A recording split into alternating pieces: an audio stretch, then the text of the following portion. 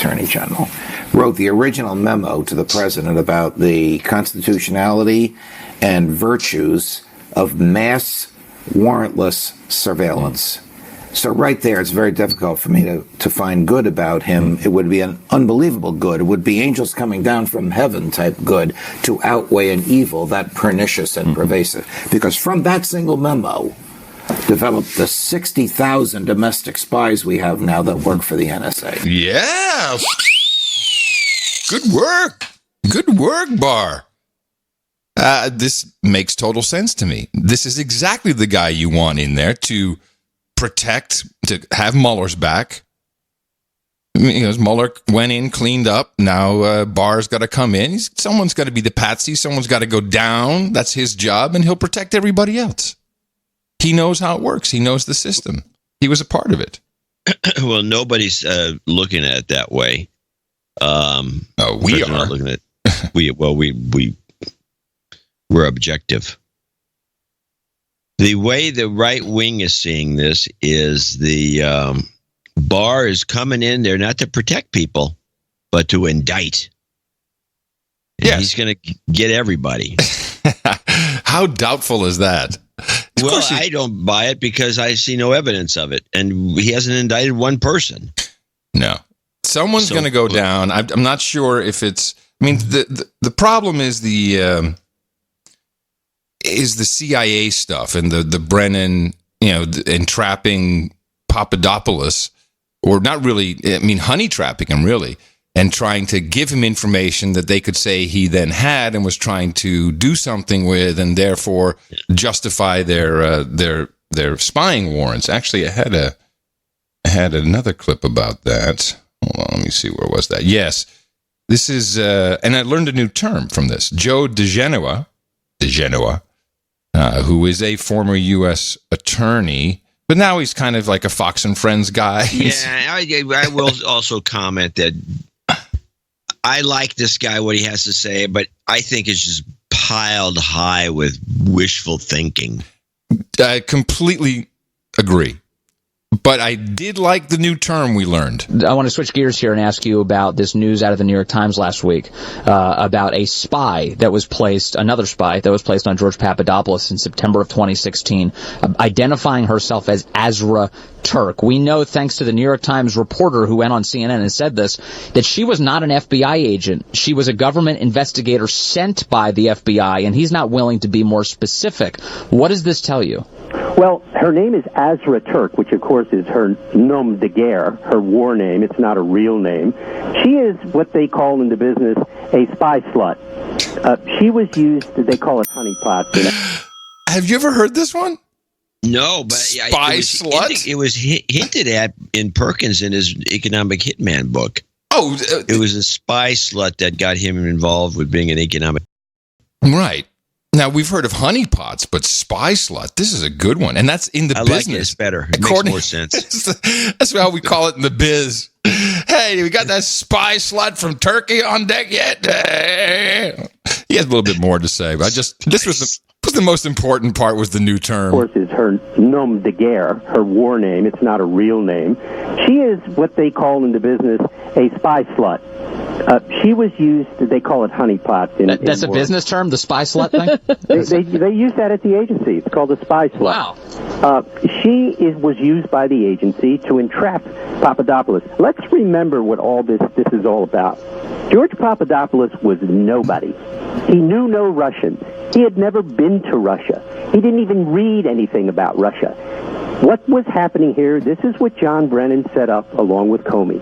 They put agents of the United States government and foreign assets from other intelligence services in play to plant information with Papadopoulos that he would repeat back to some other foreign intelligence services who would then feed it to the FBI and create a basis for a FISA warrant or an arrest when Papadopoulos returned to the United States from overseas. Make no mistake about it. This had nothing to do with collecting intelligence from Papadopoulos. It had everything to do with planting intelligence with Papadopoulos. He was being used to create a false narrative to frame the incoming president of the United States. There you go. I think that sounds believable. Yeah, it's not only believable, but it was a huge blunder because the Papadopoulos character, if you've ever seen him interview or anything, is such an innocent soul. He's a douche. Look at the guy. He's a douche. No, he's international. I'm not saying he's not a. He's an international douche. Yeah, you okay there? I don't have a cough button. Yeah.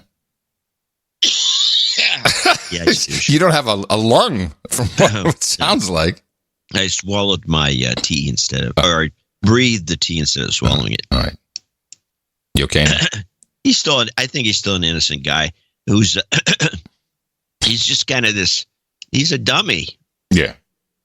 Yeah, he's like, oh, you told me this. Okay, well, but yeah, you should pass it on. Yeah, if I remember, Yeah.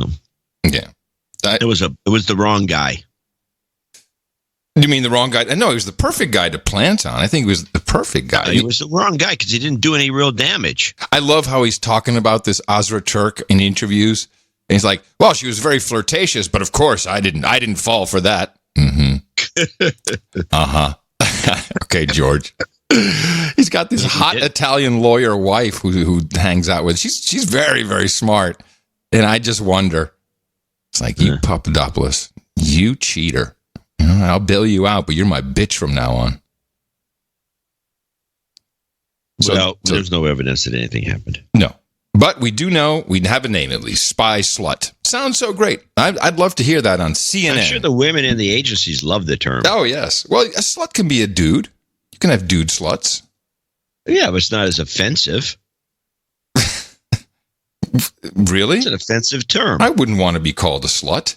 Yeah, see, it's not offensive. You actually like the idea. No, I said making it even worse. I do not want to be called a slut, is what I said. I don't like the idea. Oh, I thought you said you wanted to be called. No. Oh, well, that makes more sense. All right. Do you have anything else on any collusion? Mueller.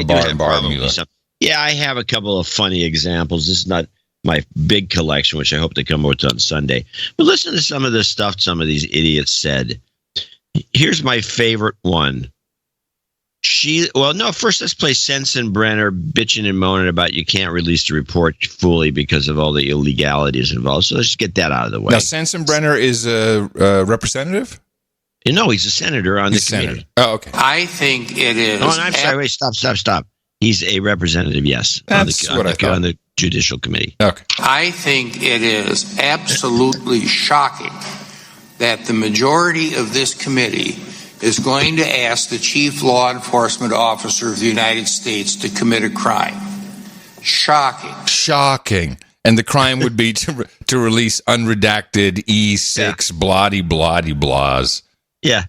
So, meanwhile, Trump just put the kibosh on everything, and I said that knowing and pronouncing it yet another way, kibosh on everything. And so this got Sheila Jackson, who would have been our favorite representative if had not Maxine Waters come onto the scene. Yes, she upped the ante. But Sheila's running; she's going for it with one of the most idiotic comments ever. That the president now seeks to take a wrecking ball through the Constitution of the United States of America. Oh, yeah. For the first time in the history of the United States, a president is now exerting executive privilege over every aspect of life. What? Maybe we should just step back for a second, just explain exactly what this is about, because it is so idiotic. It is literally almost down to technicalities. And just to make, in this case, the Attorney General Barr look like a douchebag, a puppet, the president's lawyer, blah, blah, blah.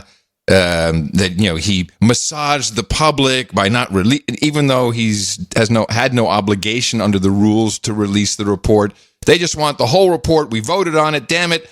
Rules, laws be damned. We want the report. And it's just a big show. And it's so tiring to watch. Because you really get almost nothing from it except a few bonehead clips. We get a lot of great clips. Now, and especially when you have executive privilege over all aspects of life. Yeah. Yes. I have no idea what that means. I believe her. Doesn't matter. It's totally true. It's true. So my summary is the following. The report comes out as inconclusive. It's not even inconclusive. It's conclusive that nothing happened. And so Barr decides, I think Barr made a strategic error here. Barr decides that he wants to just get the whole thing out of there, so they have it redacted professionally to get out certain things that you can't release. It's just against the law. Right. And there's nothing of any importance that's not been released. So they release it. So the Democrats, because it didn't conclude what they wanted, which is that Trump is a Russian agent, a Russian spy working for Putin. Yeah.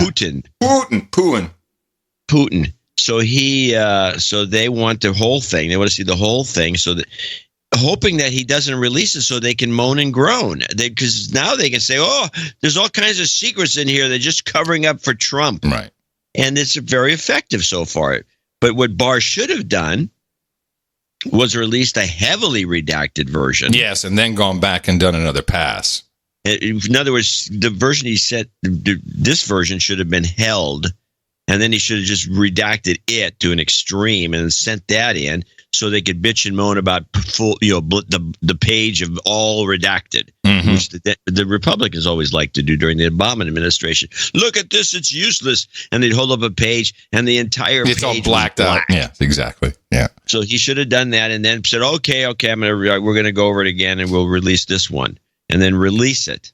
And you think maybe through 3 stages even. Yeah, you don't think they would have come up with some other gambit? I would have stalled them a little bit. The idea is that who's going to get to 2020 first? Yes. Well, that's always the idea. Is to disparage the president until 2020 to hope to get him voted out and more Democrats voted in. But I think they started playing their cards a little too soon on this. Yeah, I think it's getting annoying. Yeah. I think didn't we have a Nancy Pelosi where she was saying that this, let me see. It's a constitutional crisis. Yeah, no, this is what we got from her. We have to make sure that one channel is what we have from her for some reason. This will sound political, but we have to make sure. I have my clip, which is Pelosi on Barr lying to Congress. Oh, you didn't even hear the clip at all? No, I didn't hear anything. Okay. Pelosi, we'll play yours. Lying to Barr, lying. Yeah, okay. Did the Attorney General commit a crime? He lied to Congress.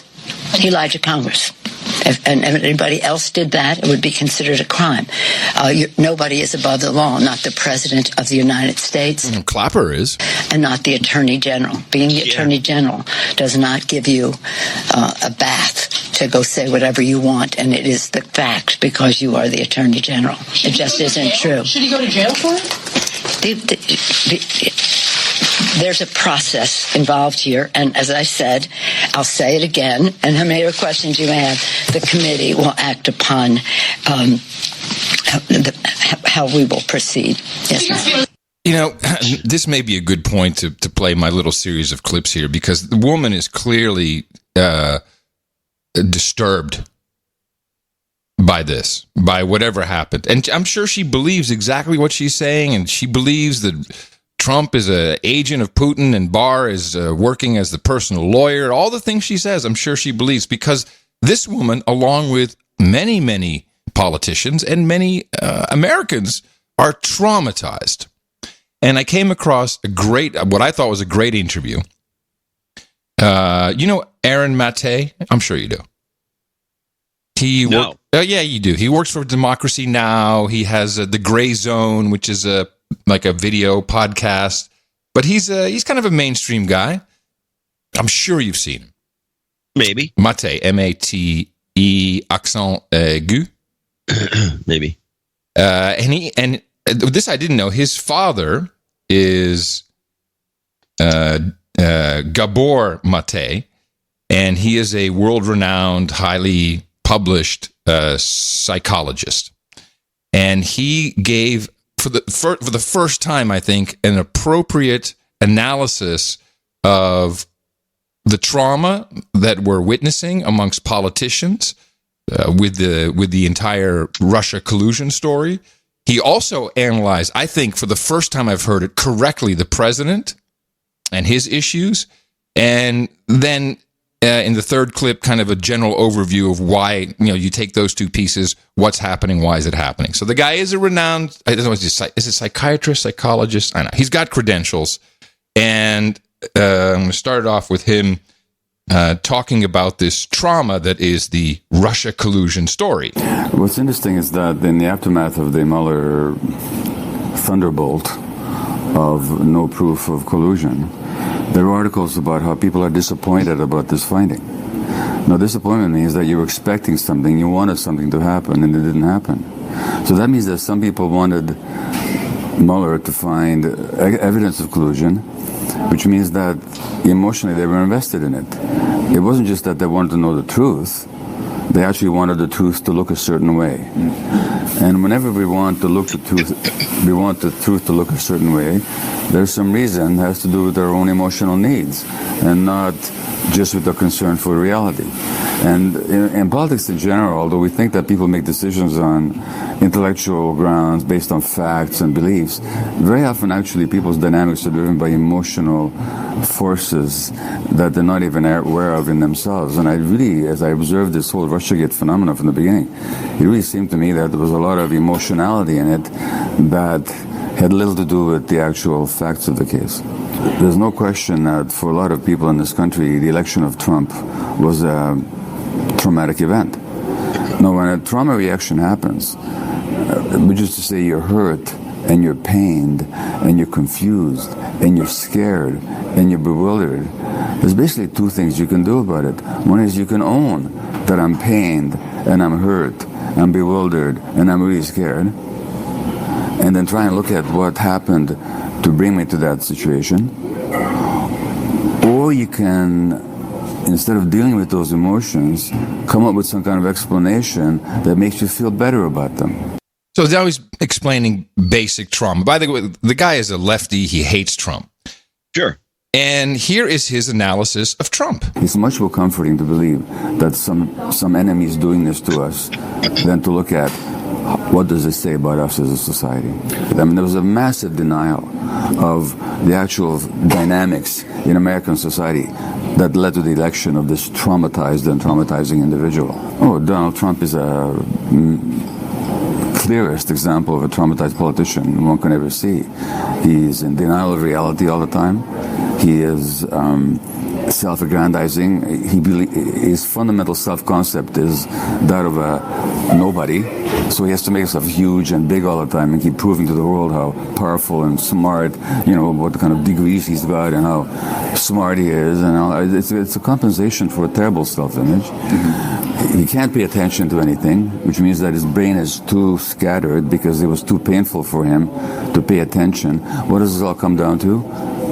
The childhood that we know that he had in the home of a dictatorial, child-disparaging father and a very weak, Trump is, yeah. and who demeaned his children mercilessly. One of Trump's brothers dragged himself to death, mm-hmm. and Trump compensates for all that by trying to make himself as big and powerful and successful as possible. Mm-hmm. I mean, it's a clear trauma example. I'm not saying this to invite sympathy for Trump's politics. I'm just describing that that's who the man is. Mm-hmm. And the fact that such a traumatized individual can be elected to the position of what they call the most powerful person in the world speaks to a traumatized society. And like individuals can be in denial, a society can be in denial. So this society is deeply in denial about its own trauma, and particularly, in this case, about the trauma of that election. So one way to deal with trauma is denial of it. The other way is to project onto other people things you don't like about yourself. So, of course, this is not like stunning news, but I've not heard anyone on the left of any spectrum analyze it this way to date. And to say, yeah, Trump is highly traumatized. And that is part of the trauma of the nation, and I don't know, maybe of the world. Part of his charm. It's part of his charm, yeah. It is. Final short clip. is the projection part. So yes, and again, nothing groundbreaking, but good to hear that at least someone is listening and thinking about it. It's only a matter of historical fact, and no serious person, no serious student of history can possibly deny how the United States has interfered in the internal politics of just about every nation on earth. For example, in Chile, where there's an elected government that America cheerfully overthrows, or even boasts about it. Not to mention the current interference in Venezuela's internal politics. Not to mention how, as you've pointed out, and many others have pointed out, and Newsweek boasts about it on its cover, about how the United States helped Boris Yeltsin get elected. So even if it's true what the Russians have, even if it's the worst thing that's alleged about the Russians is true, it's not even one minuscule proportion of what America's public acknowledged it has done all around the world. And so this rage that we project then, and this bad guy image that we project onto the Russians, is simply a mirror, a very inadequate mirror, of what America publicly and openly and repeatedly does all around the world. It's kind of a meta thought about it's that. Not even a meta, it's your old saying. Oh, well, no, thank you. Of course it's my old saying. Wat je zegt ben jezelf met je kop door de helft. But I had not considered this part of it where we're so, I guess maybe we have considered it, but we're so aware of what the United States has been doing all my life, for sure, in meddling in other countries. And we had a pretty interesting war that's still not really over in the Middle East. And so then, we're so upset about that. But of course, you can't say that because military can't love our troops, support the troops, can't say that. So the trauma comes out in this other way of thinking that this really kind of minuscule country with their power, Russia, that they're the big boogeyman. And that is super projection. And it's interesting to see the trolls in the troll room. A lot of them seem pretty traumatized themselves. Oh, I'm sure. Just listen, there. Just listening to this clip, how they project about these clips. You should go check yourself, trolls. Yeah, I can see that. Well, it's pretty obvious. It's more or less that's what's going on. Yeah, and that's what's so nice about it. It's just simple. People that are paid Congress folk that should be, you'd hope. I mean, when I'm listening to this Escobar woman go on and on with some interpretation of the report that's just not there, as if it's all true and we have to do something immediately, and this Barr guy's the worst. Mm-hmm. I'm thinking, what is wrong with them? And by the way, I think that, and this guy didn't get into it, part of the real trauma of the United States, and I would say part of the troll trauma that I'm seeing, is really 9/11. Because it was so quickly after 9/11 that the truth movement started. People were noticing bull crap, all kinds of, conspiracy theories. No, trauma, because we all know the real story has holes in it, at least. It's like, a lot of stuff doesn't make sense. But we've been suppressed. Oh, you can't talk about it. Oh, no. Oh, conspiracy theorists. I think that's part of the overall. Yeah, I think that's part of the overall trauma. It's unresolved, man. It's unresolved. Yeah, we killed some guy, threw his body in the ocean. Thanks, Obama. But we were supposed to be in Afghanistan, but then we went into Iraq. I mean, people are. Well, this actually came up in my phone conversation with my handler last night. Okay. We're all ears. Yes, I called Pechenik.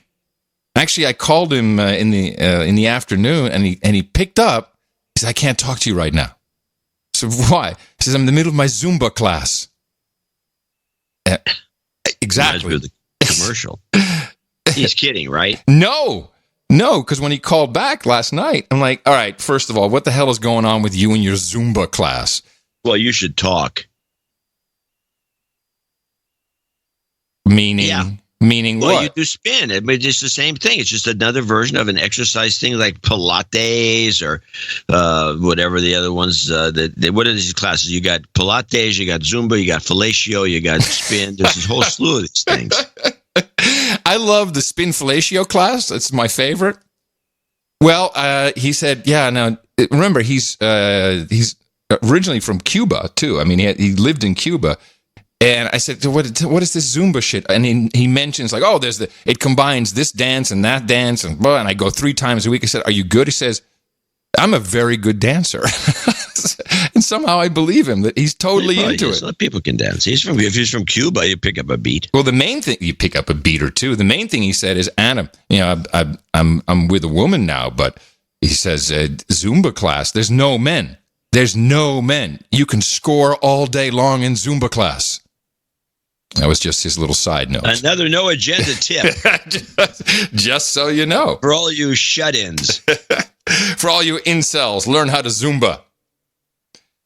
So I said, hey, Steve, something interesting happened on the show. And I said, without really taking any position per se about Venezuela, we were excoriating the administration for this botch of a job clearly based on or inspired by 80s wag the dog scenarios from 1950 strategies, and it's an embarrassment.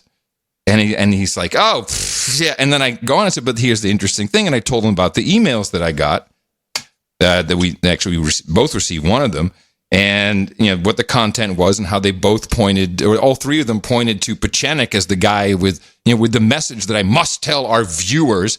And while I'm telling him this, he's cracking up. He's laughing like a hyena. I've never heard him this way. He says, the same stupid people who did this damn coup. I said, thanks, you've answered that question. And so he says, Adam, it's unbelievable. They have messed this thing up so bad. And he says, I don't understand. Elliot Abrams, he says, he must have taken a back seat to this and handed over the reins to Bolton. Because he says Elliot Abrams, he did the coup in Chile. He's been involved in other ones, of course, Iran-Contra. And he knows, as he says, he knows Elliot Abrams quite well. And he keeps telling me that he almost killed Elliot Abrams because he had killed a couple of his informants who were nuns in a church. Yes, we talked about this before, yeah. Exactly. So he says, clearly, this was Bolton running the show. He's an idiot, and the CIA does all the on the ground execution of this. But he says they messed it up because the way it's supposed to work is really, really fast. And let's just say, if you were to do this with Noriega, I'm not saying Steve Pechenik did this, but let's just say it was Noriega that you were trying to overthrow. And what happens is the negotiator eventually goes into the Noriega compound and sits down and says, hey, I'm here to take you out. Yeah, I know, because the military's flipped and it's time. And this is all very civil, apparently. And I've got 3 planes, one for you, one for your wives, one for your staff. I've got the houses ready anywhere you want to go. You want to go to Argentina, any place you would want to be. We'll send you there. Here's a big pallet of cash. And they go. And that is how the system works. And they failed. They never got he says the Guaido guy is really the problem. He doesn't have the charisma. I think he said, stupid fake Obama looking guy. He has nothing going for him. But he was very clear. He said, we'll refine, we'll return. He says the military will fold, even if it means, they have to, get the 3 planes and one for the mistresses and wives, etc., for the military command. Eventually, they'll get around to it. He says, but this is just so incredibly stupid, and it bogs everything down. And when I asked, really, what is this all about? He says, this really only one thing. The Russians aren't that important. He says, it's kind of minimal. It's about China. And we don't need the oil. We've lived without it for a while. We had a great system going on where we take Venezuela's crude, we refine it, bring it back to them, then sell it back to them, and they go off and sell it and fill up all their Citgo filling stations. He says China is the problem. We do not want China getting any access to any oil whatsoever. He says that's what it's about, nothing else. Which is not like we didn't know it. And so then I threw another thing at him, because I've been tracking something which I hadn't introduced to the show yet. as one of our producers said, there's something really odd. Well, not just odd. There's some bad stuff going on once again between Serbia and Kosovo. Now, you remember this whole region is, especially with Bosnia-Herzegovina, was a big mess in the 90s. Was it 90s? Yeah. Well, it was Clinton's era. Yeah, Clinton's era, the 90s. And we wound up cruise missiling a couple of people. And it's still a huge mess. Also accidentally, by some weird accident, since these things are so accurate, blowing up a Chinese embassy.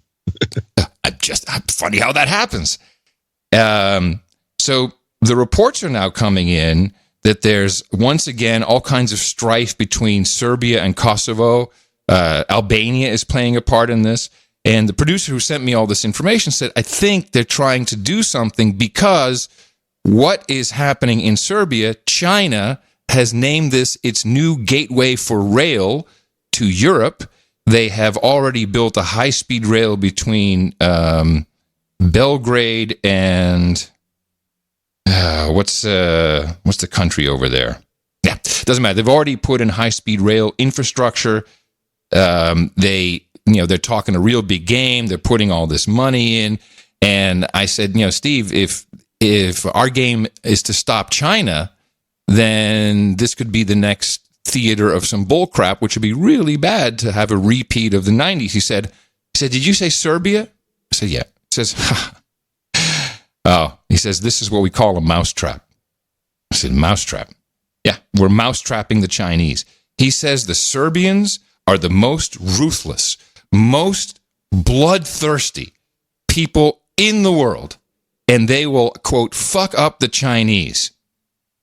He says the Serbian mafia, and he says, by the way, they're mostly all Russians, but he says the worst, just killers, absolute killers. And he says, if it's Serbia, he says, I'm happy. I'm happy about that. And who sponsors Serbia with weapons is Israel. And mainly because the Jews did not, I'm quoting here, the Jews did not forget how Serbia saved the Jews in the Second World War. And so they're giving weapons and making sure that everything's all set up and tight for any operations they need to do. So China could run into a very nasty problem in Serbia. And I've heard this too. I've heard never take investment from Serbs because they want it back. So I think, well, that's not the way the game's played. So it seems like while everyone is still talking a big Russia game, the real worry is indeed China, which, as we know from Joe Biden, is not a big deal. Those guys are okay over there. They're just trying. Yeah, good guys. Yeah, they're kind of good guys. And that's my report.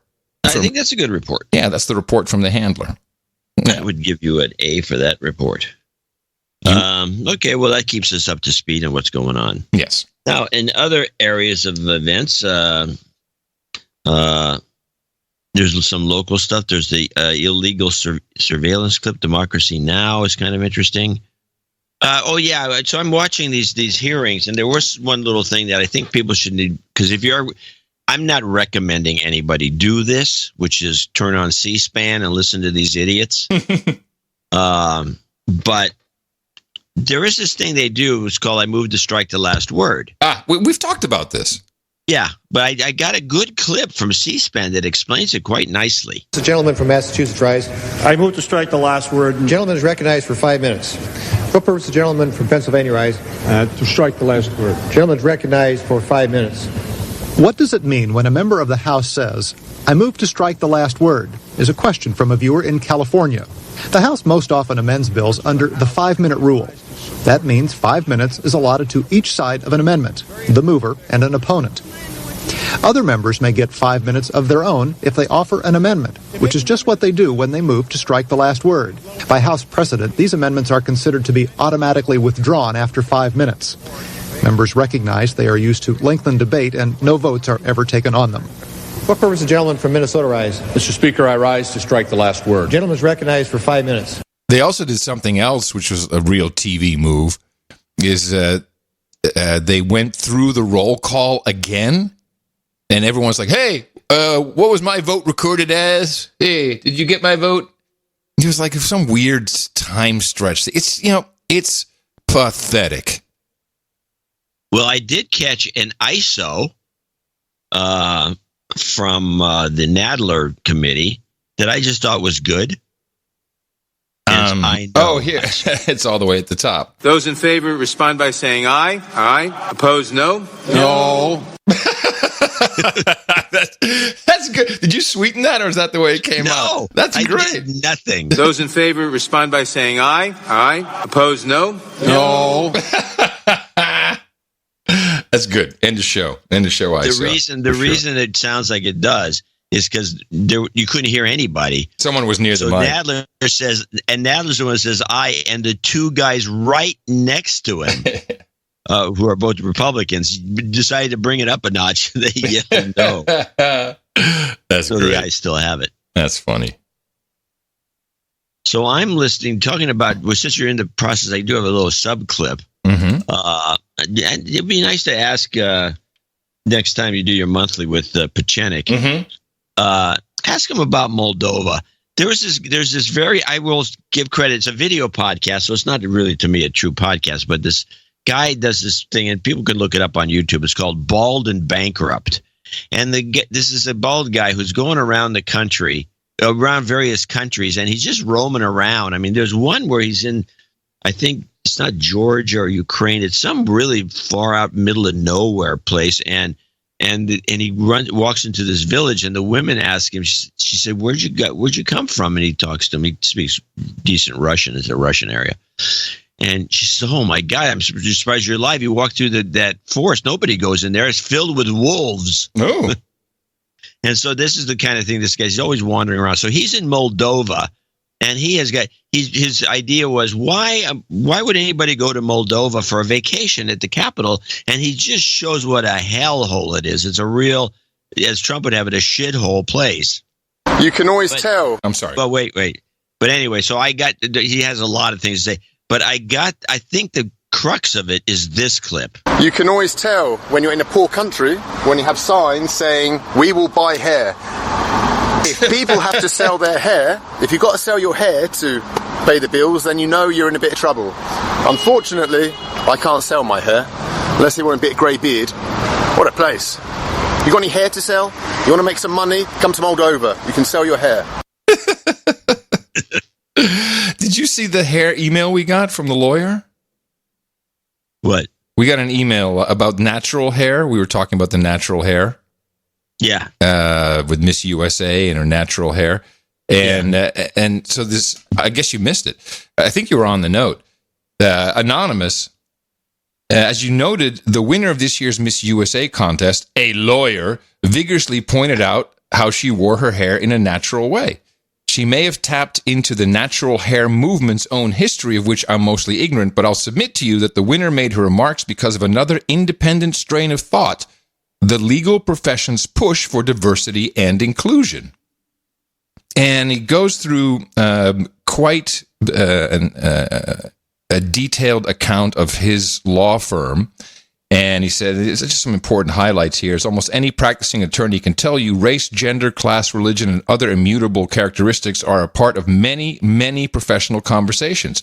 Attorneys are regularly reminded of their unconscious biases, ways to eliminate those biases, and the need to hire attorneys of color to satisfy institutional clients' demands. Also, how courts treat criminal defendants differently based upon their melanin content.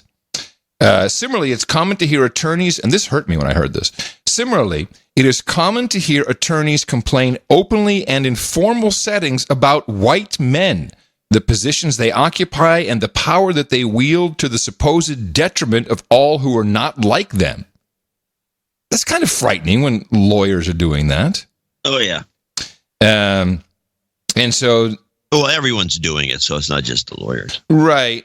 Well, anyway, going through, his experiences and how they have offsites where all they talk about, it's a diversity offsite, but really only people who are deemed diverse, such as him, because he says, I check all the boxes, I'm brown and, half Polish. So he gets invited to all these. He says, and he talks about how, I mention all this because an undercurrent among those who instigate these conversations and coordinate such events is the belief that individuals have a right to their own story, appearance, sense of self, even in a professional and traditionally conservative lowercase c environment. Perhaps that's part and parcel of fighting against some very real historical inequities in our legal system. At any rate, it's encapsulated quite well in the job candidate I interviewed. A woman who arrived with a nose ring and an unshaven mustache. She got the job. The Miss USA winner is perhaps the best embodiment of where the trend might lead, which was exactly what you talked about. Yeah. About the idea that you have to hire people with anything, any way they look, which I'm not against, but it's an interesting observation, certainly how they're going about it. Well, I'm totally against it. You're against what? Hiring people for certain positions and ignoring the way they look. I just don't think it's acceptable to hire somebody with a mustache, which draws attention away from whatever it is you're doing as a business. Mm. I mean, drawing attention to yourself in certain situations is not what is needed or wanted by an employer. And to force it on an employer, I think, is unfair to the employer. It hurts their business. For example, if I have two companies and there's one woman with a mustache because she's loaded on testosterone, for example, to minimize lesbian bed death that we talked about some years ago, and she's all pumped up with testosterone and she got a big mustache. I ran into a mustached bagger at the Whole Foods the other day. Oh, you're shopping with the elites again, huh? Oh, yeah. And so she's there with a mustache. No big deal in the Whole Foods. You expect kind of to see the oddities. But in another situation, you have two companies and you have two women. One's with a mustache. One doesn't have a mustache and she's attractive. And there's two companies doing the exact same business. And you're forced to hire the one with the mustache to do something that may be front-facing. In other words, customers see her. You put yourself at a disadvantage to the other person because everybody knows that if you're going to buy from one, you have two choices. I'm going to probably buy from the woman with the that's more attractive than the one that's maybe off-putting because she's has to wear this mustache as a political statement. Right. So I'm totally against it. I think employers should do whatever they want to do in terms of hiring. If they want to hire a woman with a mustache, let them. Yeah, dream on. That's not the trend. The trend is moving away from that. I'm telling you what my opinion is because you said you're fine with it. I'm not. That's interesting. I don't think I said you're fine with it. I said you're not fine with it. No, you said you are fine with it. Oh, me? Yeah, I don't care. Yeah, you don't care. But now that you put it, well, yeah, I don't. I guess I don't. I just don't care. I mean, I live in Austin, so maybe I'm just immune. I just see this stuff everywhere. Well, I see it, believe me. I can't believe you see it more than I do. Oh, man, Austin, please. Actually, I had a meeting yesterday with the DJ for our wedding, who will be the only black guy at the wedding as far as I know. He's probably one of the few black guys in Austin. But he's from the UK. He's from the UK. It's cool. He has a little. He's got a little British accent. That's cool. Yeah, he's got dreadlocks. He's been here 6 years. And so I just wanted to meet him. I'd only conversed with him over the phone and email. And then we're just chatting away. And I said, well, what's it like to be the only black man in Austin, Texas? And he says, I got to tell you. And you and I, John, we've discussed how racist they are in the UK. But he made an interesting observation. He said, for all the bullshit that's talked about America, the opportunities here for anybody of color, certainly black, he says, are so incredible. He says, whereas in the UK, when everyone was invited in from Jamaica, which is his roots, and all of the colonies, and this is back in the Edward Heath days. So is this the 50s, 60s? Everyone we screwed over in the colonies come and live here. But they kept these people in low-paying, low-wage jobs. Never really had a conversation, a public discourse or conversation about the differences in race and just race in general. He says, in America, once there was desegregation, you got things like historically black colleges and universities. You got the NAACP for good or bad. He says you have all these different things, and you have an upper class, super wealthy black. You have a big black middle class, and of course lower class. But he found in his comparison, the United States is far less, or I wouldn't say that he said far less racist, but he said the opportunity is like equal footing. And he was very pleased with. He said, he still has to be careful driving while black. But I was surprised, in a way, delighted to hear what he had to say about that. Sounds right. Yeah. No, that doesn't sound right if you look at the media. We're just a bunch of racist bad pricks. People. Pricks we are. Yeah. Especially you and me. Old white men. Old white men are the worst. Yeah, this is true.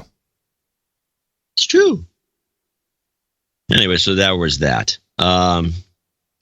Mustachioed. Yeah, they're mustachioed. The problem is that the testosterone starts to affect their voice. Oh, you're going back to that. I'm trying to move on from this. Okay. Let's go. Let's just switch gears and go to the by-election that just happened in Canada. Oh, okay. A by-election is, I'm sorry, you're quick on the draw today. Well, you're leaving gaps in your speech, which is typically a cue for me. So look at yourself. I felt like I'm going to probably be setting all these clips up because they're vague. I just wanted to say a by-election is the same as a special election. It's one of these off-the-wall elections that we have in the United States out of the blue because somebody quit or something like that. So this was historical. Cue. We begin with an election that not only made history in this country, it could be a litmus test for how Canadians are feeling about the big three political parties right now. They all went down to defeat in a by-election last night on Vancouver Island, losing to the Green Party candidate Paul Manley in Nanaimo Ladysmith. He becomes the second elected Green Party Member of Parliament in Canadian history. He will join Green Party leader Elizabeth May on the campaign trail ahead of the federal election in the fall. Today, Prime Minister Justin Trudeau gave his assessment of the results. One of the clear things that we've seen from this by-election, and I want to congratulate all the candidates who ran in it, is that Canadians are really preoccupied about climate change. Preoccupied? Yeah, they see. According to him, now they have two Green Party members of the Parliament. Two. And so this is historic because this guy was the second one. And he's from part of the Vancouver Island and North Victoria. And so they tried to make it look as though, and this is the thing that got me about this clip, was that there's been reports now, and you're starting to see, and I mentioned it in the newsletter a little bit, that the Democrats have been doing a lot of polling of Democrats. Mm-hmm. And currently, I don't have a clip of this, but it's not hard to document. The number one issue amongst the Democrats is now climate change. And it took over from the old number one, which was healthcare, was number one. Everyone's concerned about healthcare. Wait a minute. So let me understand. So they're polling just Democrats? I believe so, yeah. And climate change is number one? I have a hard time believing this. Why would you do that? Why would you have a hard time believing? Look what Elizabeth Warren just did a flip. No. And now she's all in on climate change. No, hold on. I'm not saying the politicians aren't seeing that as the strategy because it's easy to promise all kinds of stuff. You'll never be around to see if it was true or not. That's what politicians do. That's a great idea. I've seen poll after poll after poll that shows climate change at the bottom. Economy, jobs, education. This stuff is always at the top. How can this all of a sudden be the number one issue? And this is amongst Democrats. I believe it's Democrats only. I think with the polls you're looking at is the public polls, where the whole electorate. Yes. They got climate change as number 8 or something, normal that you'd think, right. Especially here where we're freezing to death. But where it should be boiling hot right now. No, apparently it could be bullcrap. I mean, I'm not saying that somebody didn't get in there and put their thumb on the scale and push this to the top because they're all in on it. But no, and now everybody's talking more people are on the Green New Deal and climate change. And every candidate now that's on my list, on the contenders list that I published on the Cosmic Weenie. Yes, your Cosmic Weenie report card. Yes, is all in on climate change. And Buttigieg is more so now. Beto O'Rourke, who is trying to make hay with... he's got a $5 trillion plan. Impeach. Yeah. He's good on, he's really pushing. He's moved the climate change to the top of his discussions. These people are I think, clinically insane. Well, this could be a concerted or coordinated effort. Scientific American published an interesting article about children changing their parents' minds about climate change. And they've done all kinds of tests. And but here's the best part. It turns out, because of course they did this amongst Republicans and Democrats, and named as such in their study, not conservatives or progressives, just Democrats, Republicans. Sure. And the flip from Republicans, according to their research, is dramatic. So the minute kids go, oh, I'm afraid of dying of climate change, boom, they're all in on climate change, according to Scientific American. I'm not buying it. So one of the problems with kids who get into this have some, I believe, and I probably will offend more than a few people. I believe they're not being raised with any parental guidance. I mean, if you had the kids that you like to have clips of crying and moaning and groaning, they're going to die any minute. It's all because of these onerous teachers who are, promoting with the kids these ideas to kind of ruin the kids, and the parents do nothing about it. We've had situations, well, in my household, we had a couple of kids that came home from school with some crazy report, and we immediately pulled them out of school. Exactly. Shut up already. It's science. There's a classic for you, Dr. Kiki. Yeah. So this is becoming, and the Canadians, of course, are all in on this, even though it looks as though the Canadian public is like, yeah, okay, whatever, until they get taxed. Yes, then all of a sudden it's not so fun anymore, is it? Yeah. Same for the French. Same for the French. They do it's called lip service, and the politicians don't seem to understand it. So from Europe came two interesting pieces of news. One is, and the way this was reported was great. The UK reported that in the past year, 0.0% coal was used in generating the United Kingdom's electricity. 0.0. Of course, what they did true. What they didn't mention is that 56.9% was produced by gas. No. Just a retrofit. Wind 5.3, solar 5.3. So yes, this is exactly the way it's going. British Petroleum is all in on helping you with your windmill dreams, because they get to build more gas-fired plants, because windmills don't produce, or solar panels, the same amount of energy all the time. But then in Germany, usually Der Spiegel is quoted a lot in the U.S. press. People will say, oh, Der Spiegel reported this. Have you seen the new cover of Der Spiegel? No. So it's a beautiful illustration of windmills and electricity grid towers, except the windmills, their blades are broken. They're wrapped around. The high power lines are all snapped and everything's crumbling.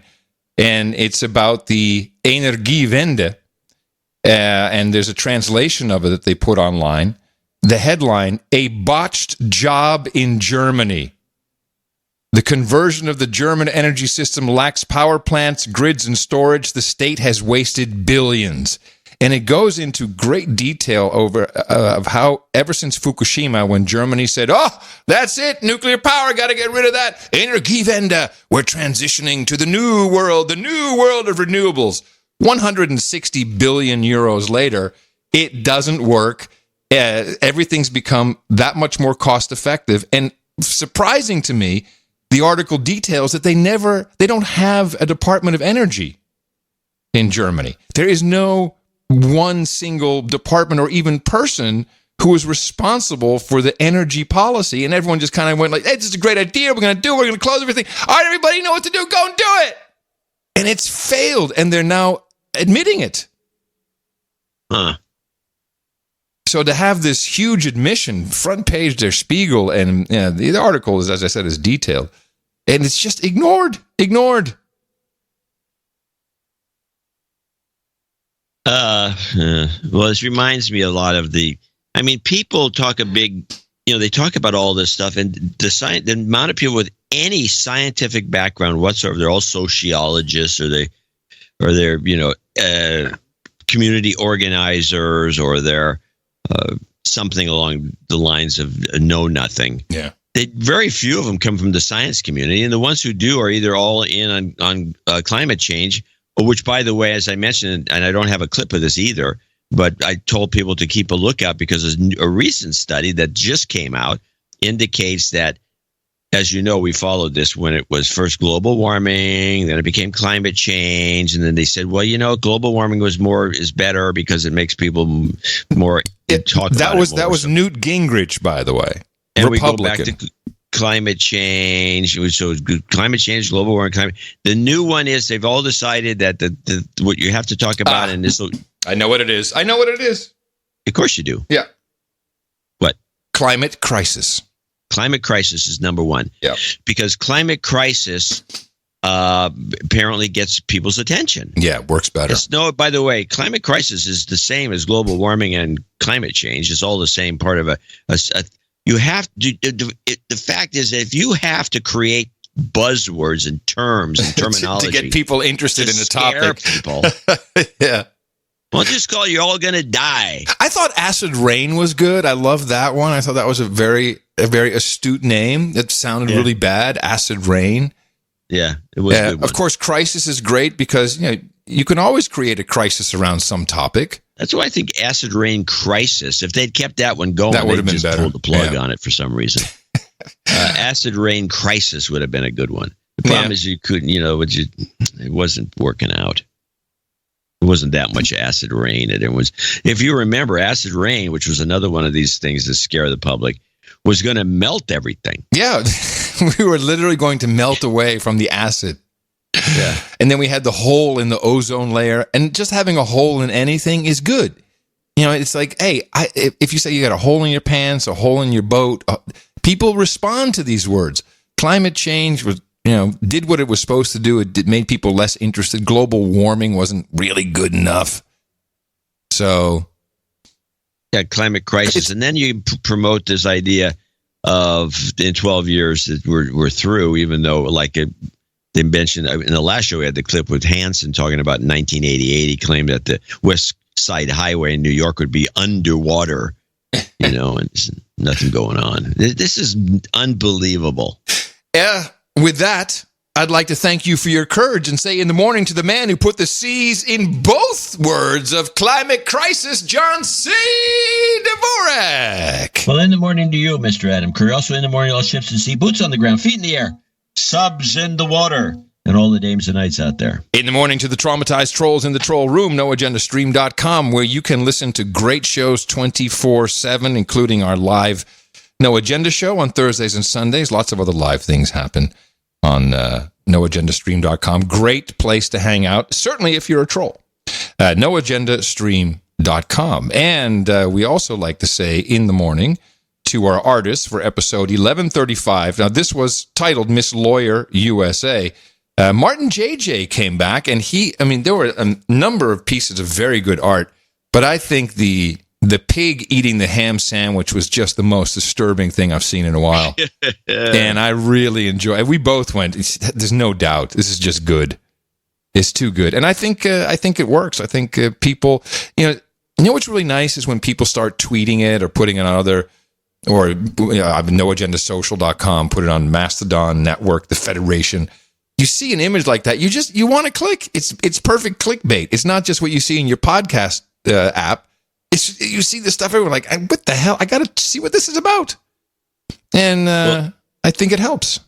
I'd fallen in love with the Woody's piece, the M5M piece with the Yes, you used that for the newsletter, I think, didn't you? And I used it in the newsletter because it's just such a pretty, and I would like to see it as a show cover art one of these days, because it's just slick looking. Yeah.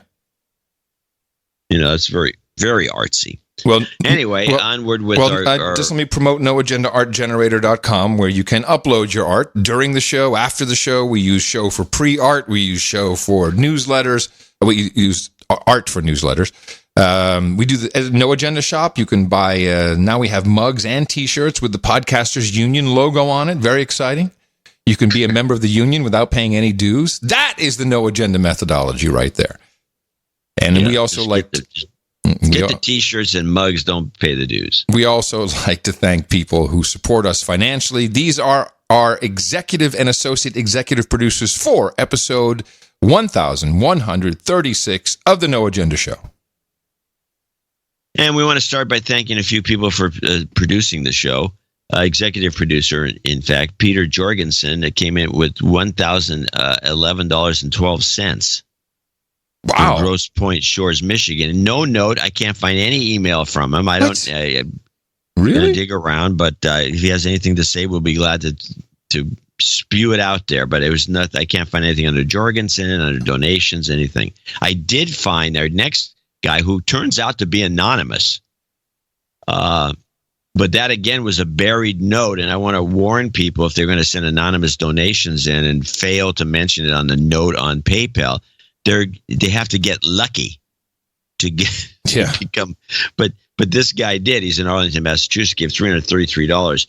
And I do have his note, which I just got like a second ago, believe it or not, because I'm trying to fill in the blanks here.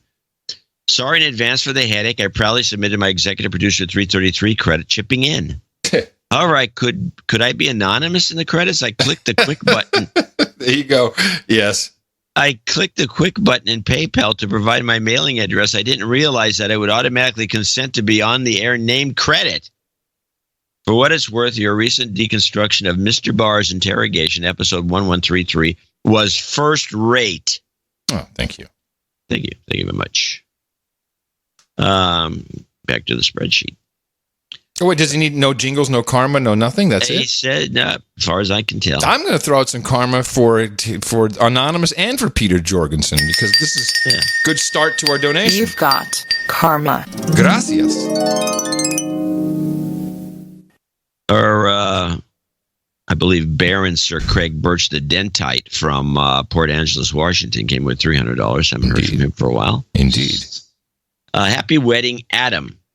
Oh, thank you. Saturday, I walk with my daughter down the aisle. I have to think. Oh, that's interesting. I didn't know this. I have to think of a dad's speech and all the stuff that goes along with it. Wishing you and your keeper much happiness. Cheers, Sir Birch. P.S. If you need a singer, my daughter is okay. Wait a minute. Didn't she sing stuff for us in the past? She sang a couple of jingles. She's an operatic singer in the house. What did she sing? Do you remember? No, I don't. But she's like very good. But she's a natural, and they're struggling. They got to send her to some music school somewhere. That's how good she is. She sang like in the morning or something. Yeah, maybe. She did a number of them. I'm trying to think if I can. But if she's getting married, I wonder what. Maybe she won't become a singer. I don't know. Well, I'm going to look for those because we used to play a lot of them. I just don't remember what they're titled or what they were when it goes back. Well, thank you very much, Dr. Birch. Soon Lee, 223. Please put this stone down. Oh, put. Okay, hold on. Can you hold on 1 second? Sure. You want me to read this? No, I forgot. I take these spreadsheets and then I punch them up with a view button. I punch them up so I can actually read them, as opposed to 1-point type on a screen that's too small. I put this so I have to punch them up. Yes. I put this donation toward my smoking hot husband, Nathan's knighthood, and de-douche him for not having donated in a while. You've been de-douched. I think this is sweet, by the way. This is a present for his graduation with a master's in nuclear engineering and radiological science. Wow. I'm so proud of my former Green Beret. This guy's a workaholic. He says, former Green Beret, de oppresso liber, which I think is a phrase or something. Free the oppressed. Free the somebody. He free the Green Berets. he's got a couple more years left for a PhD. Jeez. So I'd like to request PhD Karma. He's been a long-time listener and used to nag me to listen to the show.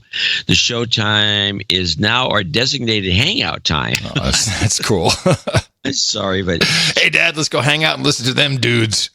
Yeah, cool. Because Jay listens to the show, but she's like another workaholic. She's out painting something or something. So I mean, I'm hearing two people talking, and she's out there thinking, "Who are these two idiots?" And, it was us. It's just us. She's listening to the show because we got some nice little portable speakers that sound just like people. They're really good quality. The showtime is now designated hangout time because it keeps us sane and provides. We appreciate that, by the way, and provides the healing we need. It's true. That's what she writes. I truly appreciate you both. Counting past donation number 197 today, 223, current total 420. Oh, thank you very much. That's so nice. That's Sue and Lee. Sue and Lee. Yes. Sue and Lee. And we're proud of your former Green Beret as well. Sue and Lee. We didn't get his name. Nathan Lee. Yes. Adam, I think. You don't know. Adam Wheeler, $200.34, another associate executive producer. I have a subscription for a while, he says, but this is my first larger donation, so please de-douche me. You've been de-douched. I make this contribution in celebration of my smoking hot wife, Amy's birthday on May 9th. Please add her to the list and give us some goat karma. Thanks for your courage. Thank you for your courage and your support. You've got karma. Nothing like a little goat in the morning. Todd Moss, $200. Todd Moss, Knight of the all-time altitude aluminum tubing. Yes. He flies around. Donating to the best podcast in the universe to honor my smoking hot wife, right after the other smoking hot wife. And mother of our three spoiled rotten daughters, Maya, Elizabeth, and Katie. Maya. I'm sure it's Maya. Well, Maya. Yeah, Maya. And I'm sure that they're not listening. No, they're rescue cats. Love you, Rosemary the cats, and love the show. Yeah. Okay. So Maya, Elizabeth, and Katie are cats. Just so you understand. Yeah. Oh, I get it. Yeah. Well, they probably aren't listening to the show either. Meow. Zachary Montgomery, Indian Trail, North Carolina. Oh, well, I suppose I was busy looking everybody up. I did not look up Zach. Let me just take a quick look in the email. Boom. You didn't look him up. Well, I mean, when I do see these blank lines on the first thing, I usually go, what was the name again? Zachary Montgomery. Oh, yes. Yes. I actually did look him up. And I did find him. As a matter of fact, here he is. Thanks for the awesome show. I'm glad to be halfway to my knighthood. This plus 300 in episode on episode 2 dictators. Okay. No, this plus 300. Okay, just give us a little accounting. Please call out John Kuhneman as a douchebag. Douchebag. Now for the second time. Uh-oh. Yeah, that's why it might sound familiar. The Atlanta meetup was a great event. I hope to make it to the Eastern North Carolina meetup as well. Show up, people. It's fun, and everyone there is already kind of your friend, which is true, by the way. May I please have a karma for our first human resource due June 17th and for our real estate investments. Plus, I'd like to shout out to my amazing baby mama for not actually getting mad when she found out I made this donation. That's the one you want to keep. Is there anyone out there in the No Agenda family who is involved in real estate in general, but specifically multifamily acquisitions or multifamily new construction? Please reach out to me ASAP by mail or call/test. Why don't you send him Natalie's number? Very funny. His name is the email. I'm gonna give his email out. TZ Zachary. T Zachary. Are you doxing this man? You're doxing this person on our show? He says right here. Oh, okay. I'm doing it as if I'm not giving his phone number out, but I will give his email. All right. tzachary@gmail.com. Right. T Zachary. Okay. So he might give. We have real estate people that listen to the show, and they might want to give him a quick note. You know, it was interesting. Do you remember the note from the other day? I think it was donor wanted, was it some karma for her husband who's a mainframe guy, a mainframe dude? Oh, named yeah, Ben? the mainframe, because there's not that many mainframe jobs left. And we got an email from a company that says, or someone who works at a company says, hey, could you please hook me up with that producer? Because I think our company would be interested in her husband. And so I don't know if we made a love match yet, but we have. Did you sent a note back? Eric very properly sent a note to her with the information. We don't connect people directly; they have to do that themselves. So we're like a job fair here. Yeah. Hey, exit strategy, exactly. job fair. Hey, everybody, John welcome and to Adam's Job Fair. Welcome in to the Des best Moines on Saturday, in Great Plains on Sunday, 12 to 3. Speaking of such, we might as well do our meetups real quick since there are a couple of them. Remember, I want to say before you do that, I want to thank these are the executive, associate executive producers for show 1136. I want to thank each and every one of them for helping us get the show off the ground. Yes, and these are credits that are valuable and real, and and you can use them anywhere. Credits in general are recognized, but if anyone gives you any hassles, we will vouch for you in person, on the phone, email, whatever you need. Meetups. So just keeping you up to check, because this is where you can go meet other like-minded people. No agenda folk. We're a certain kind. We're all over the world. May 18th, Cincinnati, Ohio. The 25th of May, Eastern North Carolina. Pittsburgh, Pennsylvania, also on the 25th of May. We move to June 2nd, Sarasota, Florida. Hey, is that a new one? Sarasota, Florida?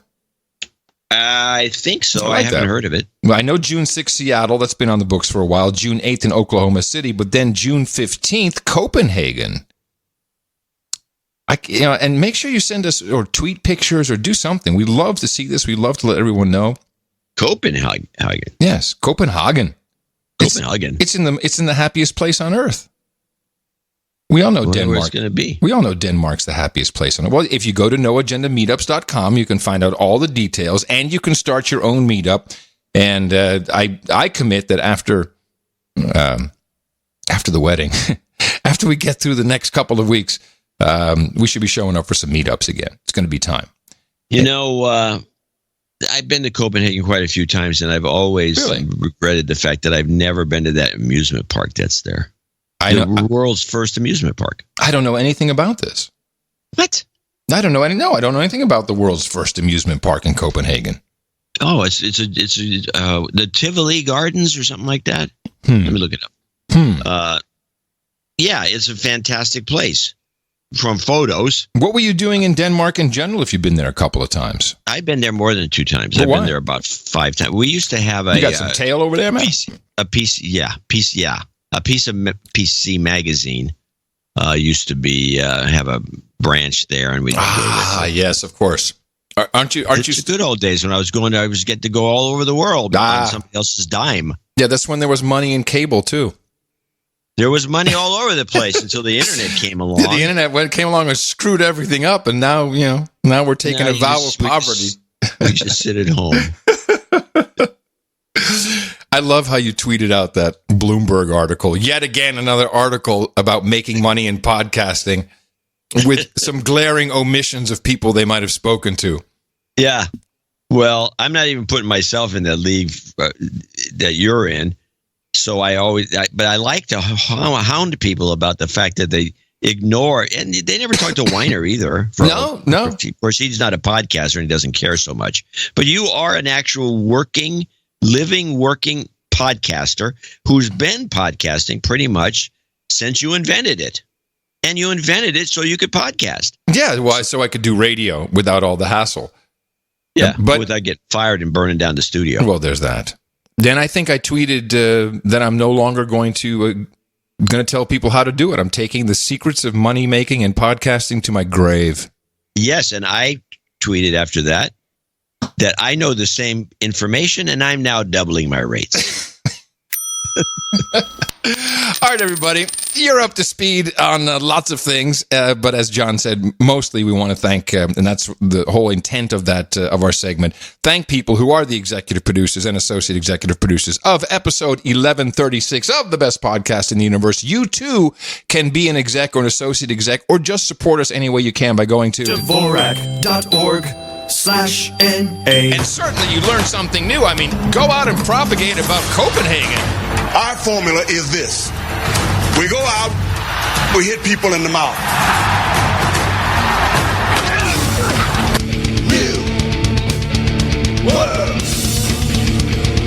Those in favor respond by saying aye. Aye. Shut up, slave. Opposed, no? No. On the fly. Just doing stuff on the fly. Yeah, that's good. It's very funny. Quick clip. Yes. Just wanted, because I promised we'd at least mention it. The Royals baby. Oh, brother. Yeah. And Britain's new royal baby now has a name. He is Archie Harrison Mountbatten Windsor. The parents say Prince Harry, of course, and his American wife, Meghan Markle, announced it today, and they showed off their newborn baby for the first time. The baby is 7th in line to the British throne. So start killing now. I saw a funny funny article. It was in the Los Angeles Times. That's why I even brought it to our party today. Headline: Will Meghan Markle and Prince Harry raise their baby to be black? What? LA Times. What a racist commentary. But will the Duke and Duchess of Sussex, whose very marriage what do you mean raise him to be black? Are they going to make him play basketball? Is that what they're talking about? I'm going to read from the article. He's going to talk in Ebonics? You're so racist. Will the Duke and Duchess of Sussex, whose very marriage was a break from royal traditions, break with the tradition of British royal family life and raise their boy their way? He'll learn plenty about his royal background, being 7th in line to the throne. What will he know about his American family? He'll know he's royal when photographers incessantly snap his pictures at events, but I'm guessing that one of his first questions to his parents will be, am I black? The answer, yes, you are. And if he didn't guess it from looking at his light-skinned mother, then he need only look at his maternal grandmother, Doria, who lives in Los Angeles. I mean, it's a terrible story. It's tongue-in-cheek, but... maybe it's tongue-in-cheek. No. You're not supposed to write news articles that are tongue-in-cheek. Well, I don't know if it's a news article. It looks like an opinion piece. Oh, if it's an opinion piece, I guess it's okay. You can do whatever you want. Let me see if they list it as opinion. Yeah, opinion. Enter the fray. Opinion. Okay, but anyway, I thought it was funny, but I also thought it was a valid point. He's going to not even be raised as an American. He's going to be raised as a British upper class snoot. Mm-hmm. Possibly. I mean, that's what you do. Yeah. He's going to be raised with a butler. How many Americans have a butler? None. Do you want to do just a quick little wrap up of anyone for 2020? I mean, just since we talked earlier about the report card, has anything changed? I mean, I'm still seeing. Actually, I saw some betting odds. Trump is 2-1. Biden is 16-1, and then it pretty quickly goes to the rest, which go up into once you get to Mayor Pete, like at 160-1 that he's going to win the presidency. That is not just the. That sounds pretty reasonable. Except I don't think Biden's at the top of the list. My list starts with Sanders. I think he's got the best shot, and he has the best chance of becoming president of the group. Mm-hmm. And then it goes to Hillary. I love that you're still on that. Oh yeah. By the way, can I just say something? This happens every election cycle, and I know when I say it, it only encourages trolls. But when I get emails, "Hi Adam, thank you for your interest in joining Pete for America. We received your application materials, and our team will review your application soon." Dudes, don't do this to me. I don't want to be on. It's a hilarious gag. I don't want to be on the Pete for America campaign. People do this all the time to me. Yeah. Well, AdamandCurry.com is easy to remember. Yeah. Thanks. So, John. Anyway, so I've got Hillary, and of course, in the last couple of days, the New York Times just had an editorial. The New York Times is becoming the worst newspaper. The funniest in my book. The funniest. And they said, is there any reason? I can't remember the headline, but it's along the lines of, is there any reason we should have another white person as president, or no white man as president? We have to have a woman. And when as soon as they said this is a Hillary thing. This is the New York Times coming in for Hillary. They surely don't think that Kamala Harris or Kamala or Kamala, whatever she wants to call herself, has a chance in hell. And of course, Klobuchar and Warren are out. They're not even on the top 5. Maybe one of them is, but no, it's Hillary. Hillary's number 2 on my list, and then number 3 is Biden, and I think he's falling. And he can't get up. And he can't get up. Yeah, there you go. And after that, it's pretty much, a crapshoot. Somebody has to make a move. So maybe Buttigieg is number 3. I'd have to go look. But Buttigieg is Buttigieg. Mayor Pete. Buttigieg. My boy, Mayor Pete. Buttigieg. Yes, you can talk to me. I'm a spokesperson for the campaign now. He's moving up, but he's only moving up till he runs out of money. Right. Sorry. Well, I did get a funny little short clip from Andrew Yang, who I'm sure doesn't appear on the radar anywhere. He does amongst the Gen Z, the Zoomers. Well, but that's about it. We do have Zoomers that listen to the show, and they call us and bitch that we don't talk about Yang enough. Okay, let's talk about Yang. I thought he had a very funny moment. He had a moment where his campaign really came together around a chant. If you really want to succeed in American politics, you need to have people chanting. Yes. So now we lock get her up. The locker or 4 more years is one that you hear a lot. What else do we hear? Well, let's listen to Andrew Yang's. This was at a rally in Seattle. I'm going to be the first president to use PowerPoint in the State of the Union. How do you feel about that? Wait for it. Break out the PowerPoint chant. No, don't do it.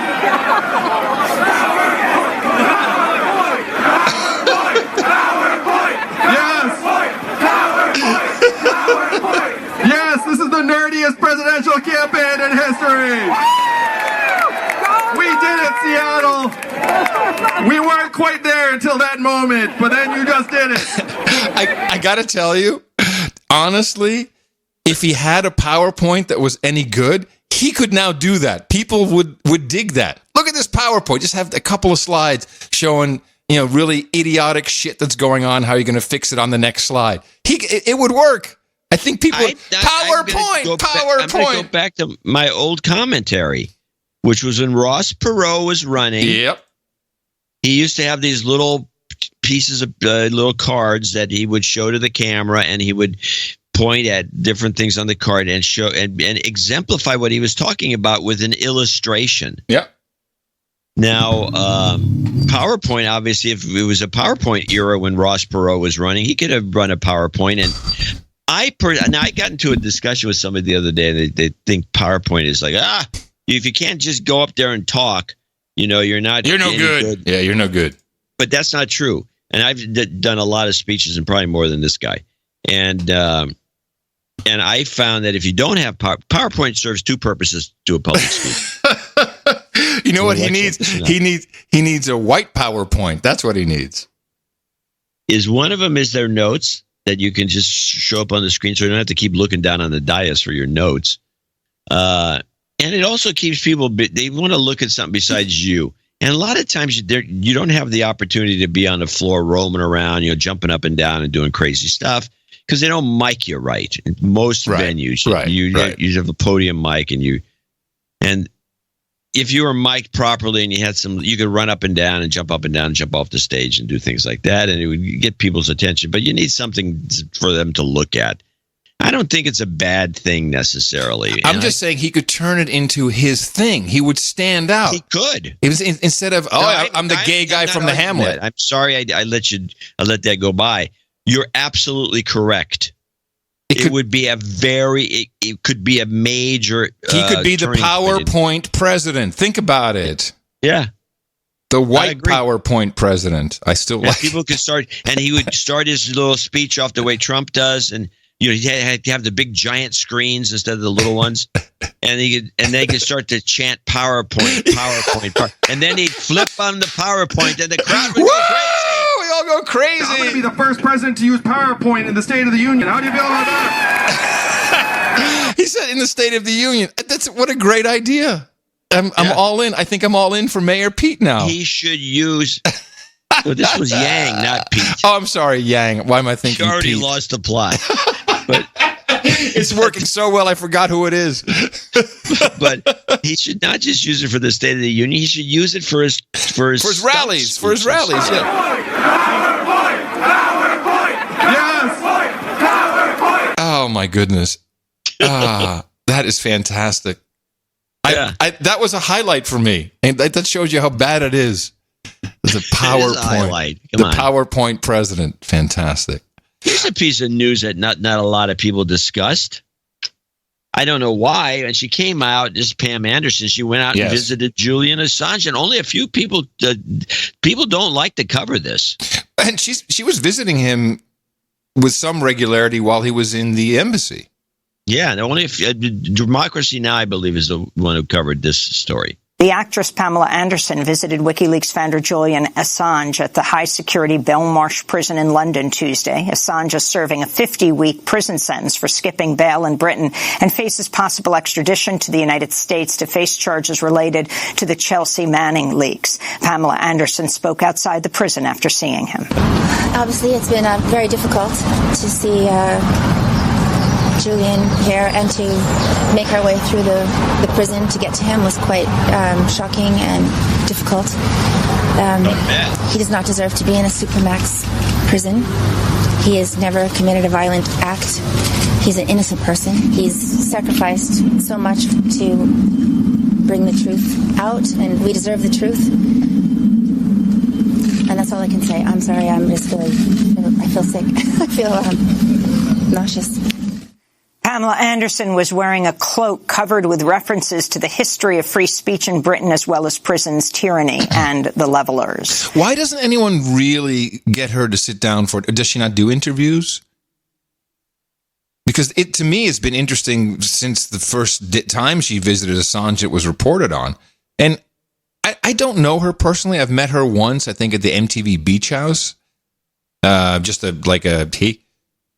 But I do remember seeing that the home movie with her and Tommy Lee, which is basically of him having sex with her a lot and steering the boat with his wang, which is just a thing to be seen. That's an amazing man, that's Tommy Lee. But in that otherwise really lame home video, she comes across as really sweet and really tender and innocent. So I'd like to understand the impression of being a mean girl. Yeah, I'd like to understand this relationship she has with if it's just Julian or if it's free speech in general, and what is her person? I mean, can no one get her? Where's the interview? Can no one sit her down? Seen as a blonde dingbat. All right, that's it. I'm gonna get her on an interview with Pam Anderson on this show. Okay, I can make this happen. Yeah, you should. And there's someone out there who can help me, I'm sure. We'll find it. I think that would be fantastic. Yeah, she'll interview with you. Who? Adam, who? What? Pod what? I know, doing a pod. Oh, if it podcast? It's podcast. Never mind. No, forget about it. I don't have anything to do with the podcast. So we've got the Trump rotation back in play. Yes, indeed. Where are we at now? He's broke? Yeah, and then we have David K. Johnston, the smiling gnome. He looks like a troll on Democracy Now! Going on and on. This guy is the #1 Trump nemesis.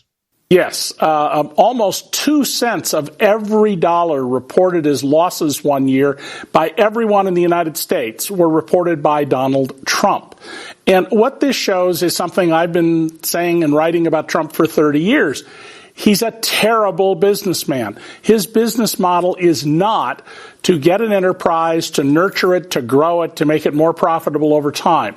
His business model is the same as a mob bust out. Get your hands on an enterprise, squeeze all the cash out of it, don't pay your vendors, try to cheat as best you can your employees, don't pay the bankers. And Trump once said, I borrowed money knowing I wouldn't pay it back, and then leave the carcass and go on to the next deal. That's why the art of the deal is so significant in all of this, because Trump's business model is to rip off one person after another who gets involved with him thinking he will make them wealthy while he is destroying their wealth. Donald is, after Bernie Madoff, arguably the greatest wealth destroyer in American history.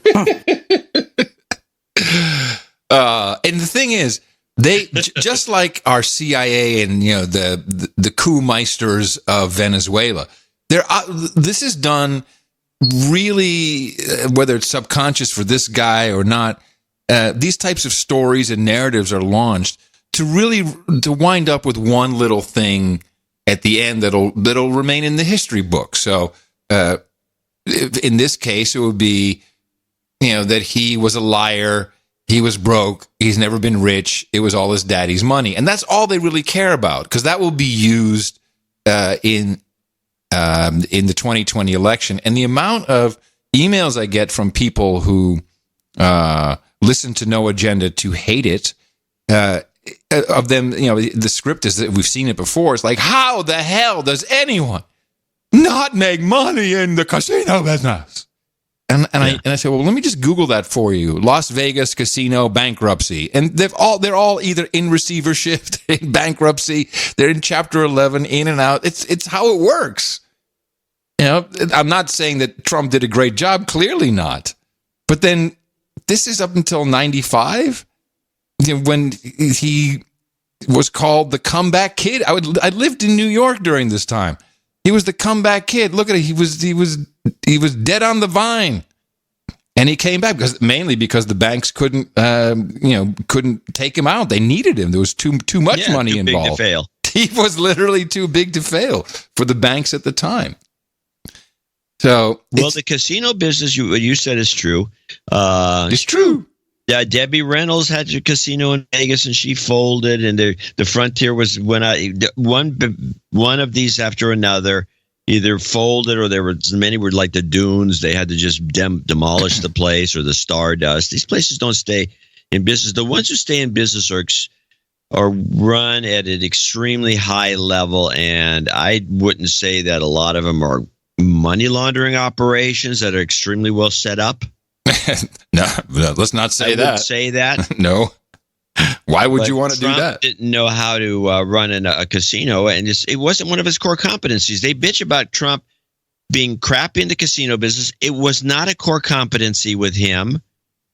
They bitch about him not buying Eastern Airlines and making it Trump Airlines, and it folded. That wasn't a core company. He wasn't like one of these airline guys who goes from airline to airline, starting airlines. He's a real estate guy. He was like me. He had a bunch of money and let's fly. Let's burn it in the air. It never works out. It's not a good idea. Don't get into aviation. There's plenty of high tech guys who made a lot of money, very specialized in computers and the rest. They get out of the business and they go into aviation. Or they go into these other things that break them. Yep. Because it's their core competency is it's not like Elon Musk, whose core, you have to first of all figure out what your core competency is. Elon Musk, he makes cars, doesn't make any money, but he makes cars. He makes electric cars. He makes rockets, solar panels. He makes rockets. Well, how do you be a rocket man if you're a car guy? It doesn't make any sense. His core competency has got nothing to do with any of that. His core competency is getting on the government dole. Yes. Finding ways to leverage free money. That's what and he just saw these two big holes in all the schemes. He saw he can hire all these, and he also noticed that NASA had a bunch of guys they had to lay off because they were pretty much folding shop when they gave up on a lot of stuff.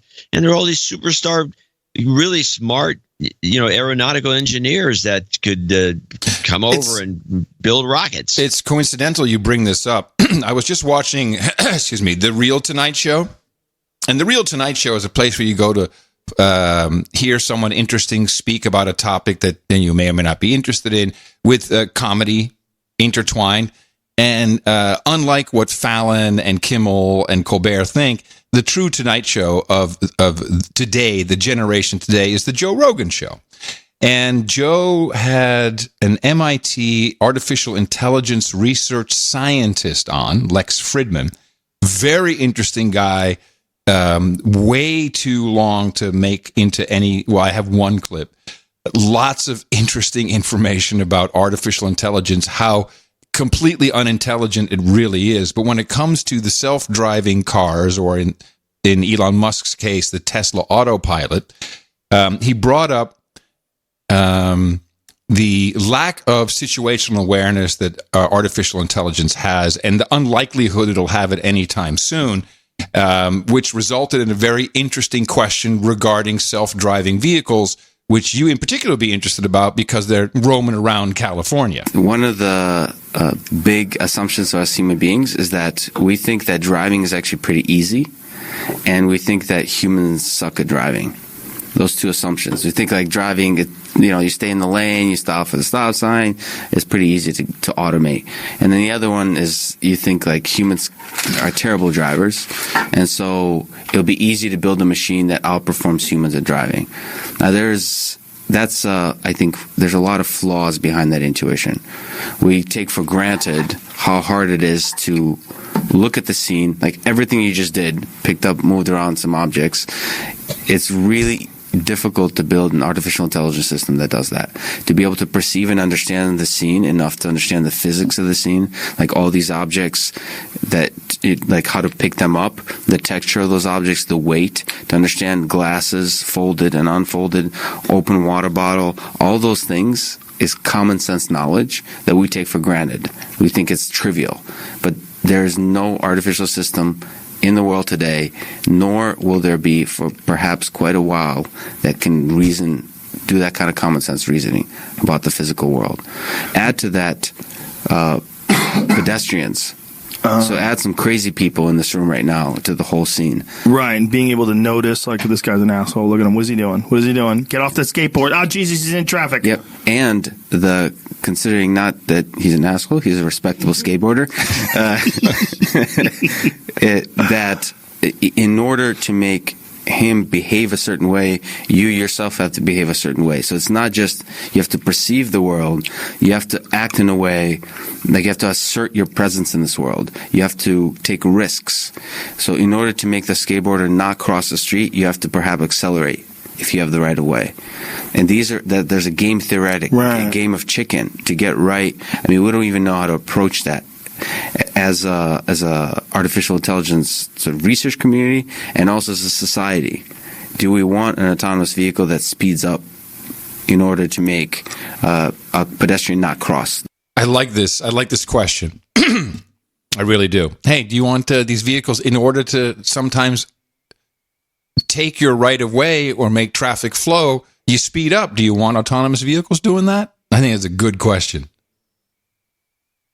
That's a great question. I don't know if it's a great question. It's a great question. He also mentions, and it was too long to clip, but the way Tesla in particular, so they do, of course, a lot of tracking and testing. They run new software releases in shadow mode so they can see if the car is performing the way they expect it to. But they have every 9 seconds, I think his statistic was, every 9 seconds, there's a moment in a Tesla autopilot, or on average, I think it is, where the Tesla autopilot has a moment where it makes a decision, but you probably should grab the wheel. And, obviously, Tesla doesn't really even let you let go of the wheel that long, except for a second or two, because of all the accidents that have happened. But people are still putting oranges in the steering wheel or a water bottle, and apparently that tricks it into thinking that you're holding on to it. At least you have one or two hands on the wheel. Yeah. People. There's tons of videos of people doing that. But here's what's interesting. So people are violating the rules of engagement? Yes, of course. Of course, people are super stupid, particularly those that drive in Teslas. But what he asserts is because there are the errors or the what they call oh crap moments are reasonably frequent, that's why people are staying alert. He says the better Tesla makes it, the less alert people will become, and the more accidents are likely to happen because they start to rely entirely on it. And and an oh crap moment might happen, once in a trip, and you just become complacent, and we will see more deaths. This guy is like, he certainly feels that artificial intelligence it has a place in the market, but maybe not on the road. Driving around at 4,000 pounds of steel. Well, it's plastic with. Do they have steel in that car, or is it all just plastic? No, it's steel. The outside steel. Oh, okay. And the frame is steel. You have to be steel, but it's all glued together. Yeah, glue. That's the plastic part. Anyway, it's well worth watching that interview. Then there was the shooting in Colorado, Highlands Ranch, and we got a number of emails, and this shows you the power of Gitmo Nation, of our producer network. Did you read these? Did you get them? I think you might have been copied on one or two of them. No. The first one was just a general local overview of the press, Adam and John, and I think keeping both of these anonymous, boots on the ground. Watching local coverage of the shooting, the first few reports that struck out to me was the anchors would say the shooters had, quote, plenty of ammunition, in part due to the ease of buying it. I'm not sure if this is the media tipping its hat, that this event will not be the focus of gun control, but on how ammo is sold and the changes needed. Yeah. And he says, a blue wave is running Colorado and all kinds of bills are passing in record time. Again, this was reported before the numbers were in on the number of victims, but the reports at the time included that both shooters were taken without the need to engage them. Now, today's reports have two new items. A car found in the garage of one of the shooters had graffiti all over it. The second is one of the shooters is transgendered, female to male, which I think now we know. We've seen this person show up in court.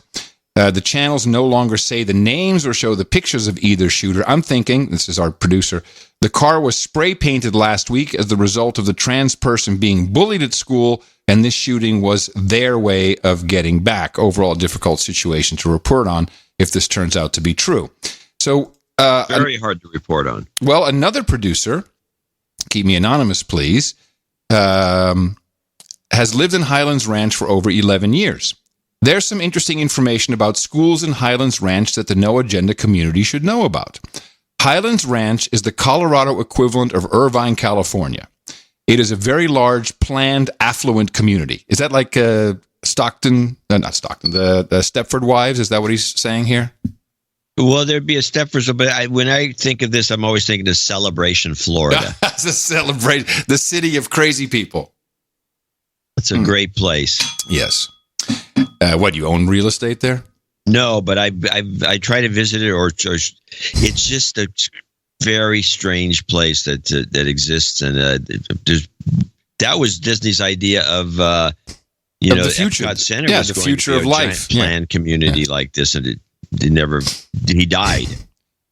So the Highlands Ranch community is split about 50-50 pro-charter school and anti-charter school. The elections for school board are intense. People in pussy hats yelling "Never Trump" are laughable compared to election time around here. About 8 years ago, men in masks showed up to harass people at a rally for the school board candidates that were against charter schools. They scared my wife immensely. In 2017, my wife was run off the road for having the wrong bumper sticker on her car. The charter schools are not run by Gulen, as in Mark Hall's documentary, but the fanaticism is the same. The Highlands Ranch STEM school is not only a charter school, but also STEM, which is science, technology, engineering, and math. And as you and John have so aptly covered, the STEM movement has a fanatical following. When you add charter school with STEM, you get a school that can do no wrong. However, there are many things wrong with the Highlands Ranch STEM school, and this is the information I think is fantastic. The school has no school resource officers, which are also known as security guards. The regular public schools have at least one, but typically 3 resource officers. And resource officers would be the ones to stop a shooting or intervene. Most notably, and getting to the root of the problem in high school shootings, they have no school counselors. The regular public schools are required to have many counselors. Also, the school is in a converted warehouse in an industrial area. There are over 1,800 students, K-12, packed into a converted warehouse. The STEM school spends their money on technology and the principal. They pay him $300,000 a year. Wow. The Highland Ranch STEM charter school was up for revocation last year, but nothing came of it because charter plus STEM is untouchable. So, over 1,800 kids in a warehouse that have no security guards and are expected to learn topics in science and engineering beyond their grade level with no one to help with the stress. Just shut up and code, kids. And that's kind of interesting because I got one little clip from, where is it here? From the Highlands. This is the students who were in the auditorium, and someone was starting to speak, and they started a chant of their own. No, it's not PowerPoint.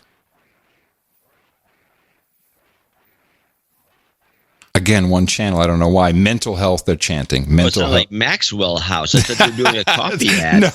No. Mental health. Yeah. Mental health. So now they're screaming for mental health. But it seems like this is what a perfect combination to have something horrible go down. No counselors? No counselors. Yeah. And this is what charter schools can become. And we appreciate the observations from our producers in the area. But my money is definitely on the bullying. I think that seems like that could have definitely set someone off pretty bad. No counselors. Complicated.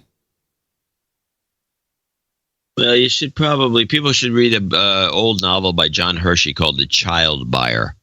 Ooh, I'm not familiar with this. Yeah, it's about a bunch of kids that are really smart. It reminds me, every time I hear all these stories about STEM schools and some of these things, it's a bunch of very intelligent kids that somehow been all rounded up. And if you're really smart, you end up being plugged into. It's almost like a proto-Matrix story. Only nobody's asleep. It's just something out there people might want to take a look at. If you're bored, it's not a long novel. Well, we should put it on the list. Put it on the list. Yes. Let's see. What else do we have? I've got a couple things. Mm-hmm. First of all, did we play this? We had this thing. You had the Judge Napolitano clip going on and on about how Trump was... Trump. Trump was obstructing justice. Oh, yes. Yeah, that was a promo for his show. Yeah. Yeah. Did you have the... Did you hear did I play Dershowitz version of that, of his counter to it? No. I think I recorded. We never played it. I wanted to play it and get it off my list because it really refers to mostly to Napolitano, and it's pretty good. Dershowitz is obviously, Well, should I play the Napolitano clip that we played for reference? Yeah, play that clip and then play Dershowitz. Okay, let me see. No. Napolitano. What would it have been? Oh, obstruction. Here we go.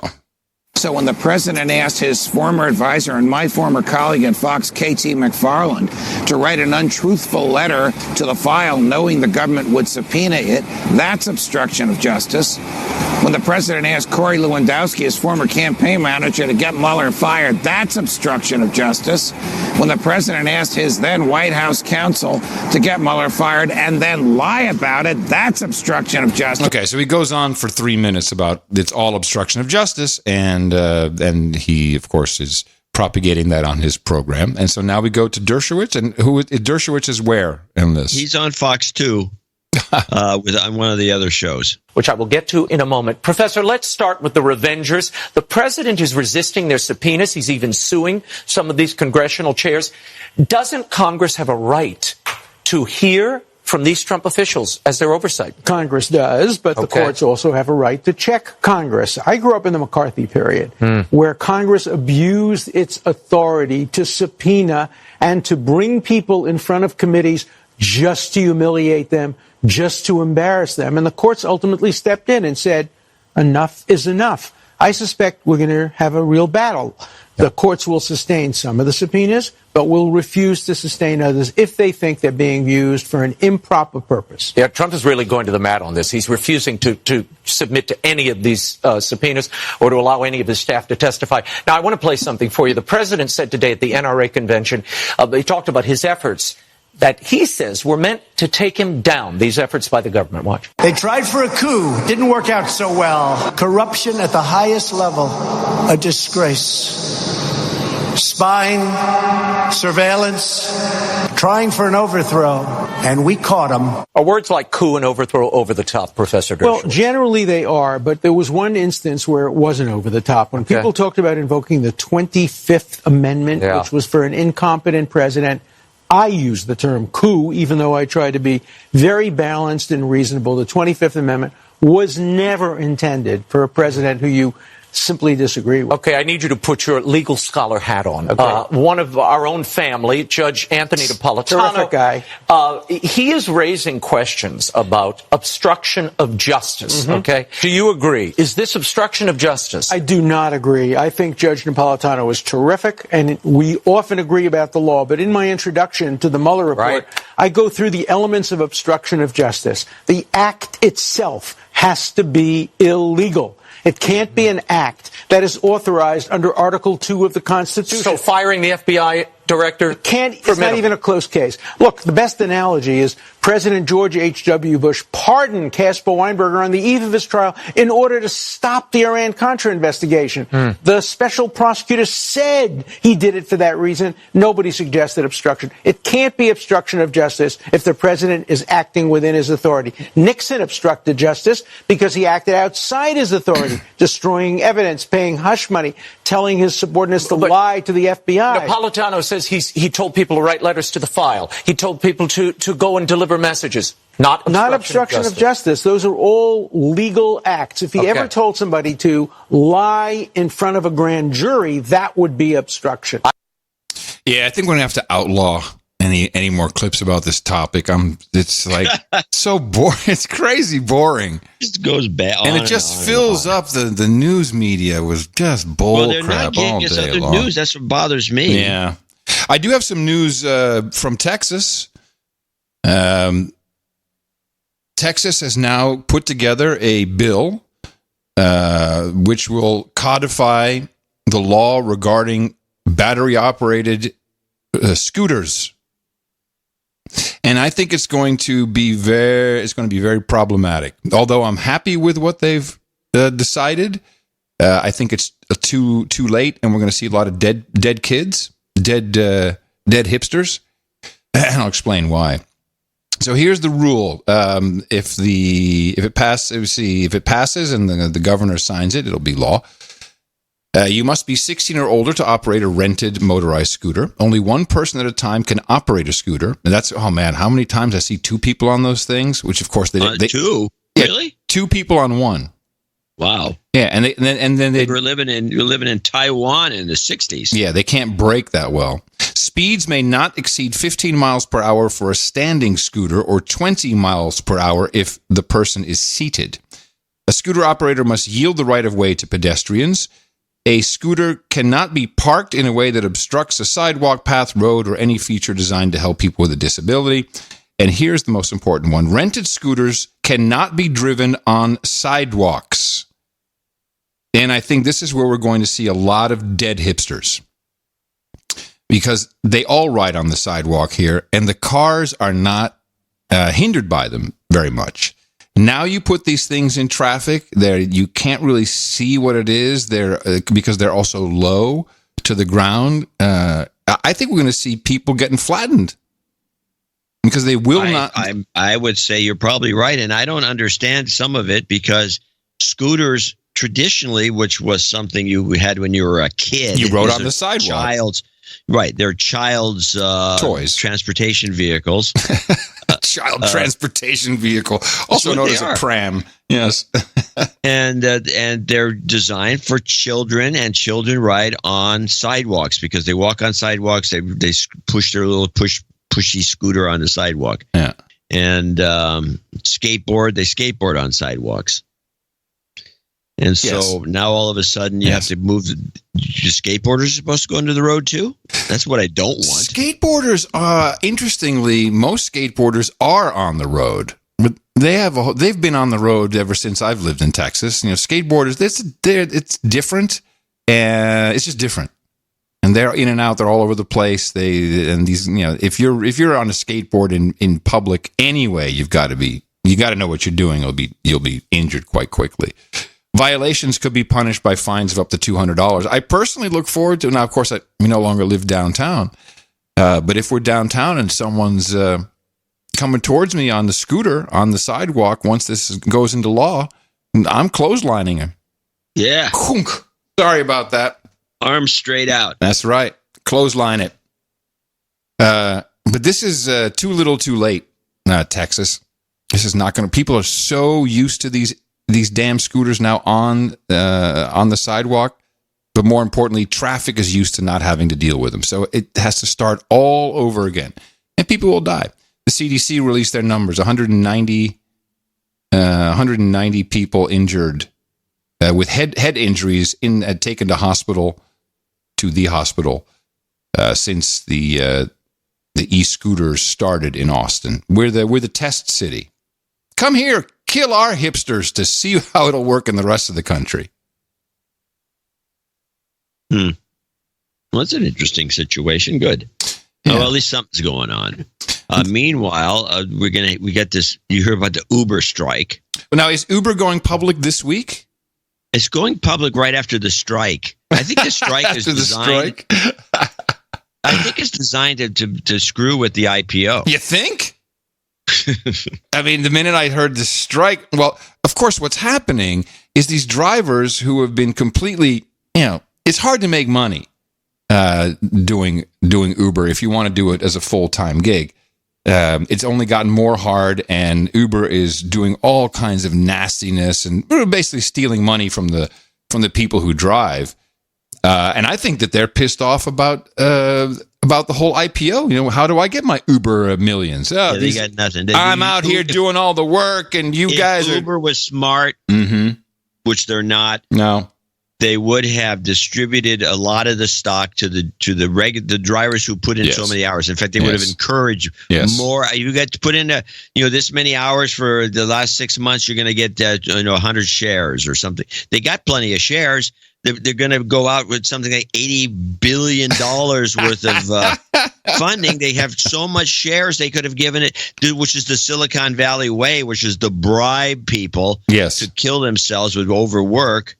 Why don't we let Silicon Valley do the coup in Venezuela? Yeah, they could do it. They could do a better job. But let's listen to the Uber strike report from PBS. Drivers from rideshare companies Uber and Lyft protested their pay in 10 major U.S. cities today. They turned off their smartphone apps, cutting their connections to would-be customers. Drivers argue that they are getting poverty wages, but the companies they work for are earning billions in profits. All drivers, everywhere in the country deserve a fair pay and fair treatment. So we are hoping that this will make a big impact and make app-based companies listen to us. The strike comes 2 days before Uber's initial public stock offering. The company says it expects to be valued at $91 billion. They got $91 billion and what do they lose? Equity. What do they lose? Like they lose 10 million a week? I'm going to give her a quote. She says, billions in profits. Wait. Where did I miss that? She said billions in profits? You didn't catch it. You had to play it over. Drivers from rideshare companies Uber and Lyft protested their pay in 10 major U.S. cities today. They turned off their smartphone apps, cutting their connections to would-be customers. Drivers argue that they are getting poverty wages, but the companies they work for are earning billions in profits. All drivers. Billions in losses is the correct information. No. Does she correct it? Does she correct the error? Do I need to play it again? Because I don't think so. No, you don't need to play it again because she doesn't. Jeez.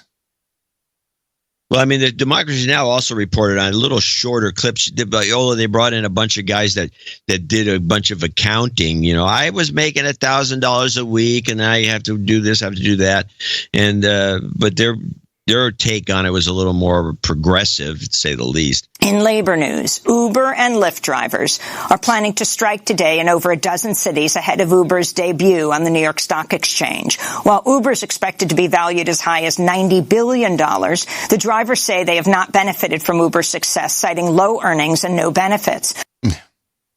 It goes on with a bunch of complaints. But the point is that, again, as I said at the beginning, and the model of Silicon Valley is to share the wealth, unlike other parts of the world that wonder why they can't make the Silicon Valley operation work. Right. Because these people are too cheap.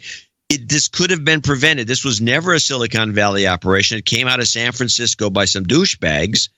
And as a trick, ride sharing, bull crap. It was just a scam. And so they never got a clue about sharing the wealth. If these drivers would have been given just 100 shares a piece of stock. And there's tens of thousands of drivers. So what? You know the way it works. You can just dilute it. Who cares? Exactly. Everybody gets rich. You just dilute them the hell out of it. Dilute the hell out of it. Nobody notices. Yeah. Well, I'm encouraged that they're turning off their phones. And I did want to just briefly, before we go to our break, I want to talk about the Google I.O., which is their developers conference. Right. And did you see this keynote by any chance? No. I've been disinvited from this thing years ago, and I don't pay much attention to it anymore. It was very interesting. Mainly, the main thing that they're doing is they are moving a lot of their ML/AI, machine learning, artificial intelligence, onto the device itself, into Android, which makes total sense. Because since it doesn't work anyway, they might as well move it to the device. Well, they can't keep up with their data centers. Everyone, if you really want to track someone, it needs to all be done on the device. They say they made a technological breakthrough, which is very basic artificial intelligence with different stems, and it's how it really decodes human speech, natural language. That's what they were showing most of. But to be able to store all of that on your device and then report back in maybe even perfectly aggregated statistics that are more useful to them makes total sense to me. And they showed demos where the phone was doing things in airplane mode, so absolutely no connection to the internet. But sadly, the entire Google vision, from the demos I saw and the way they spoke at the keynote, is really just turning you into a little piece of stupid ass wetware. Some examples. Now, and they're doing all these demos by just talking to the phone in almost natural. You'd say, "Hey, Google," once, and then you can talk to it the whole time. It understands what you're doing. They showed this demo where like, do this, do that. What's going on here? Take a selfie. And it would do all of these things very, very quickly, faster than, of course, you could ever use your fingers on the device.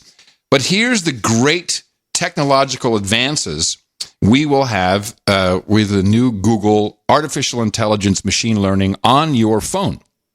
Number one, when you are at a restaurant, you can just point your camera at your check.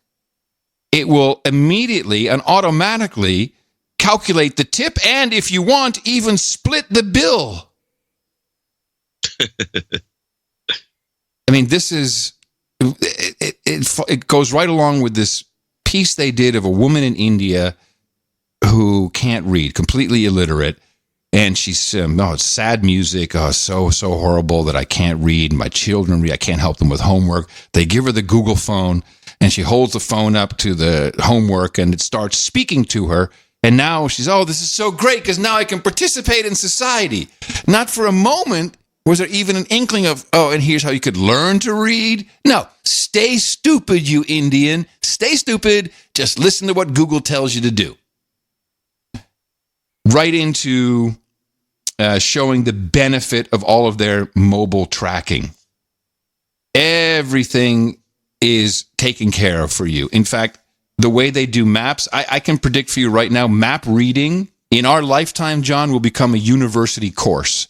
No one's going to be ever using a map ever again if Google gets their way. There is one good thing that I was excited to see. Can I interrupt you for just a second while you're on that? Just mention that. Yeah. I have stopped using my navigators. Very good. I've decided it's better for your brain. Sorry? It's better for your brain. Keep it engaged. It's better for your brain. Yeah. And so what I do is I get a map. Yeah. And I see where I'm going. I know the different places. Okay, well, I just have to remember there's 2 streets down, take a right, and then I'll find it on the left. And I do not use the navigator anymore. I stopped using it. And if I'm like driving around Austin and I have to get from here to there, I'll fire up the navigator. Right. But for local around town, people aren't going to be able to get to the Safeway in their own city. Yes. If they keep using these things, and people have them on going to the post office. Turn these things off. Yeah. What it's going to do is going to create a lot of very lazy people, and you become completely dependent. I mean, speak of dependency on technology. This just happened this morning. I have a clip from the city of Baltimore. What I can confirm is what we confirmed publicly yesterday, that we discovered sometime early yesterday morning that the city was infected with the very aggressive Robinhood ransomware.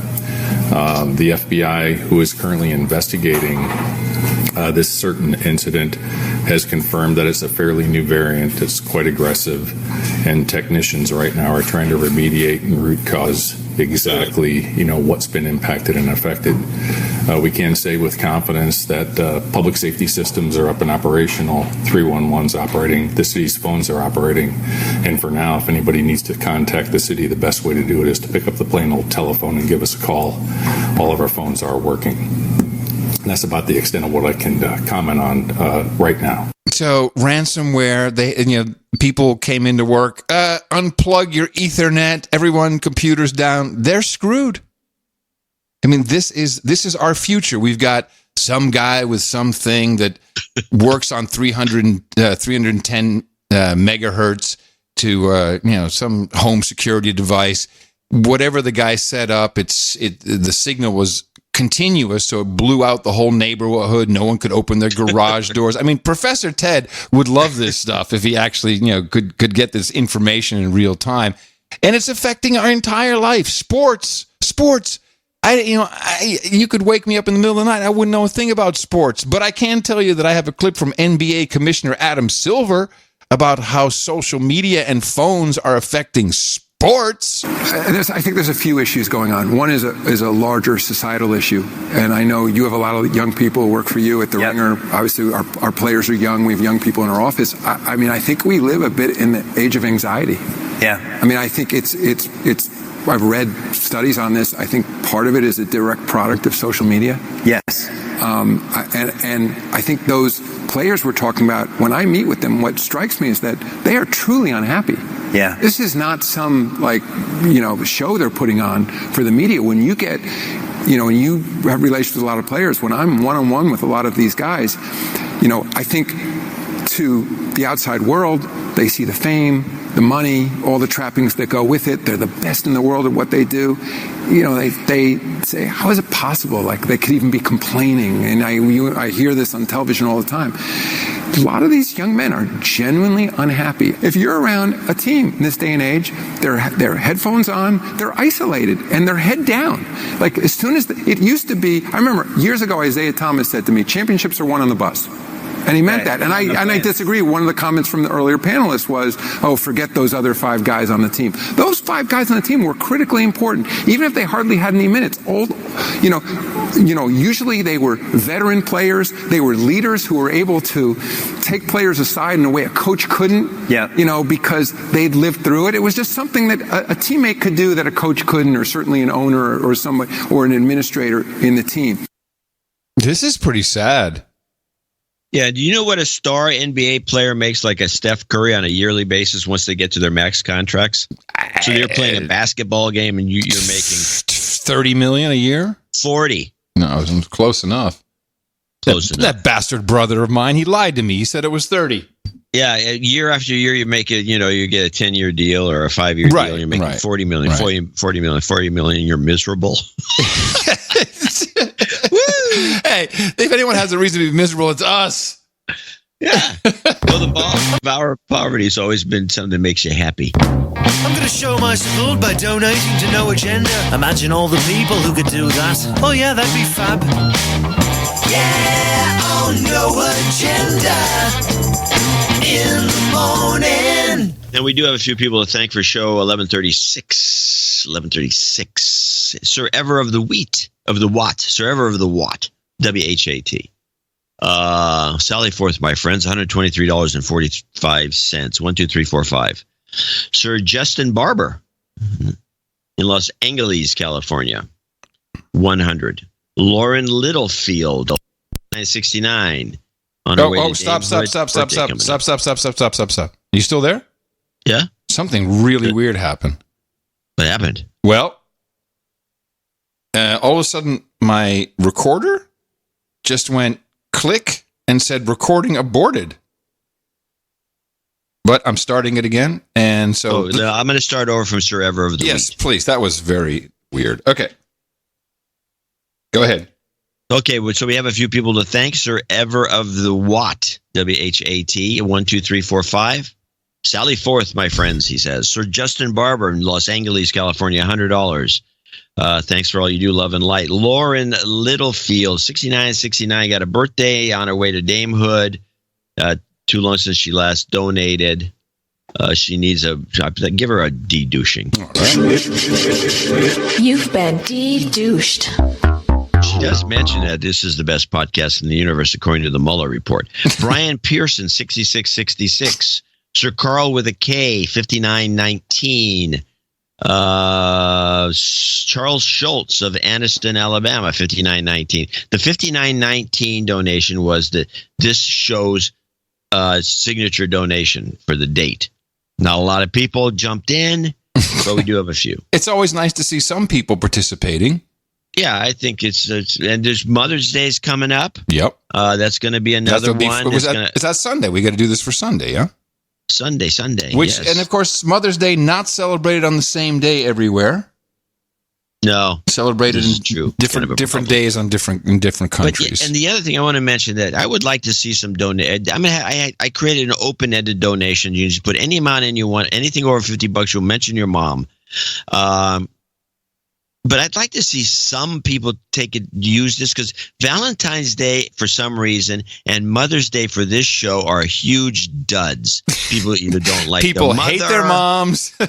They hate their moms. What's wrong with you people? I don't get it. All right, onward with this. Charles Schultz in Anniston, Alabama.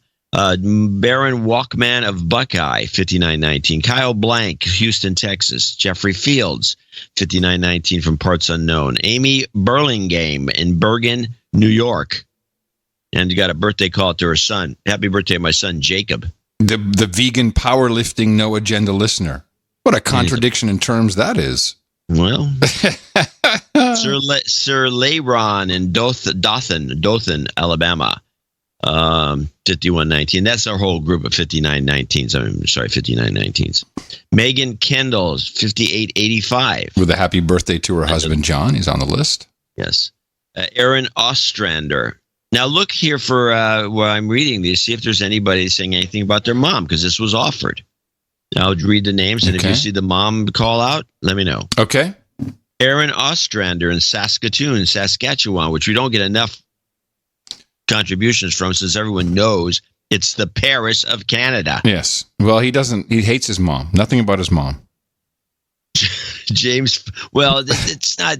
I'm sorry. It doesn't mean you automatically hate your mom. Because he may have not taken advantage of the offer. Yeah. Hey, you know what? Hey, neither John nor I have a mom. You should hang on to your mom. They passed on, and we miss them. Yeah, moms are kind of cool to have around. When they're gone, it's like, oh shit, man, I ain't got no mom. You get any more input from them? Yeah, like how the Chinese in there.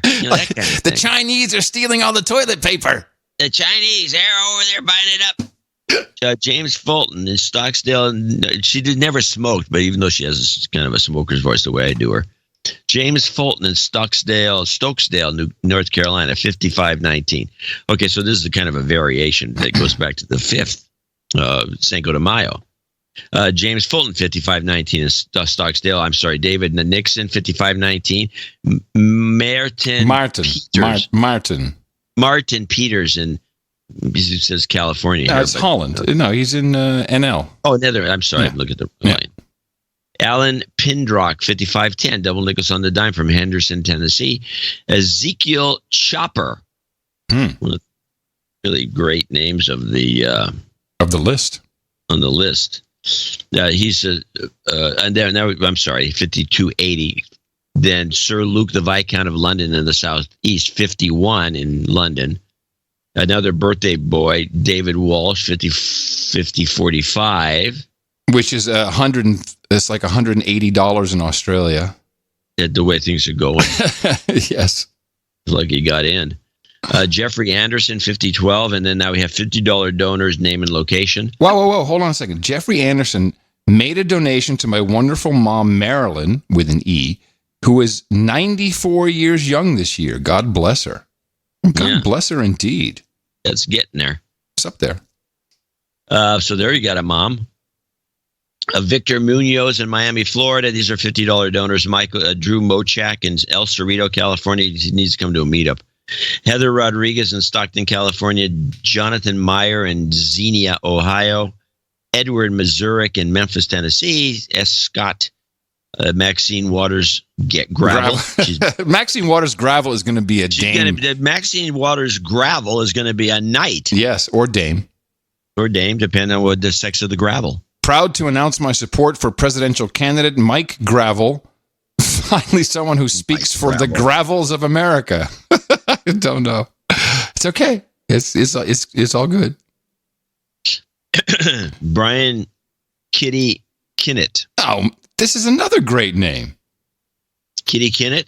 No, Brian Kitty Kinnett. No, it's just like, hey, everybody, it's Hot Rockin' Z100. Brian Kitty Kinnett with you. Yeah. You know what? Brian Kitty Kinnett in the afternoons. Yeah. Yeah, would I work. hear it. Yeah. Lisa Ha also has a birthday for a bunch of people. Well, hold on a second. All donations associated with Lisa Ha and Brian Kitty Kinnett are for Brian's birthday. Oh, this is a happy birthday, baby kitten. Please give him a shout out. May 8th, 2019. So that's $50 from Lisa, $50 from Brian, and $1.11 for forgetting to write the note. Oh, so it sent another donation to writing the note. All right. Well, okay. So that's for Brian then. Brian's birthday. Good. Got it. Larry Hay in Mooresville, North Carolina. Tony Smith in Fort Worth, Texas. Andrew Martin in Sydney, New South Wales. Catherine Ewing in... No, she's not on the list. No. Okay, so now we go, and I just want to thank all these folks for being contributors to the show. What is it? 1136. And you folks helped us produce this show, and I want to thank you very much. You count. You matter. Yeah, matter very much. This show doesn't work any other way, but you know that by now. Unless you're brand new, and I suggest you have a look around Gitmo Nation. Go look at the Gitmo list. There's all kinds of things that are happening in this community, including the meetups. But thank you very much for those of you who understand that this is a value for value proposition. Whatever you think the show is worth to you, that's what we'd like you to donate. We do have all kinds of ideas, usually spurred on by people who come up with crazy-ass numbers. I think the only things we do is harp on Mother's Day and Valentine's Day. Everything else is producer-created that I can recall. Every single donation our ideas aren't even successful. No, there you go. Remember, we're taking our secrets to the grave. We can't let anybody else know. Please support us at Dvorak.org/NA. Some karmas as requested. Jobs, jobs, jobs, and jobs. Let's vote for jobs. You've got karma.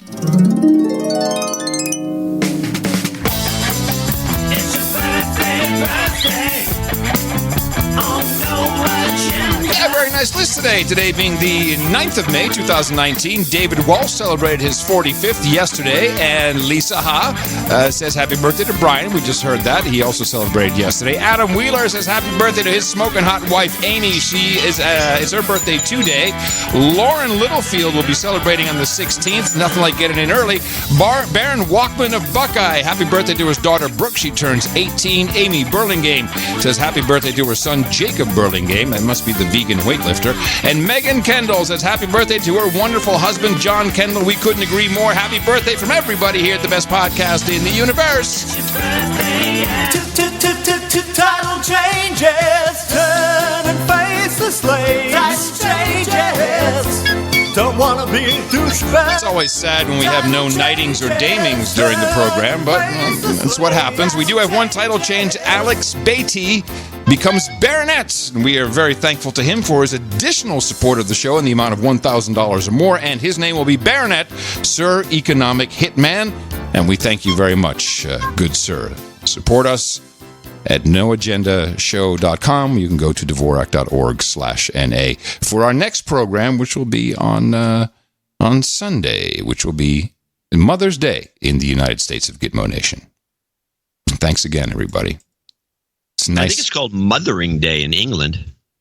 But I don't think it's Sunday. I'm not really sure about that. I think it's called Mothering Day. Could be. Well, I have a vaccinations. Vaccinated. The link to autism. To be vaccinated, vaccinations are highly effective. If you have to get sick, sure can't beat the measles. So, following the measles scare, which is now global. It's global, baby. Everybody's freaked out about measles. Germany, apparently, the health minister proposed. So it's not law yet, but the Germany's health minister proposed a fine if you are not vaccinated. That would be €2,500 fine if you are not vaccinated against measles, mumps, and rubella. What a great scam that is.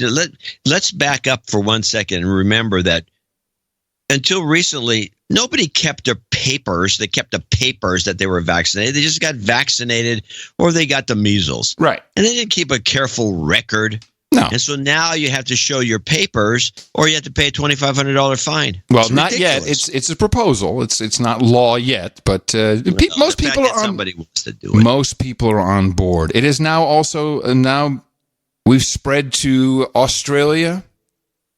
Australia hyping it up. Australia on alert after travel warning issued. University student diagnosed with infectious disease, measles.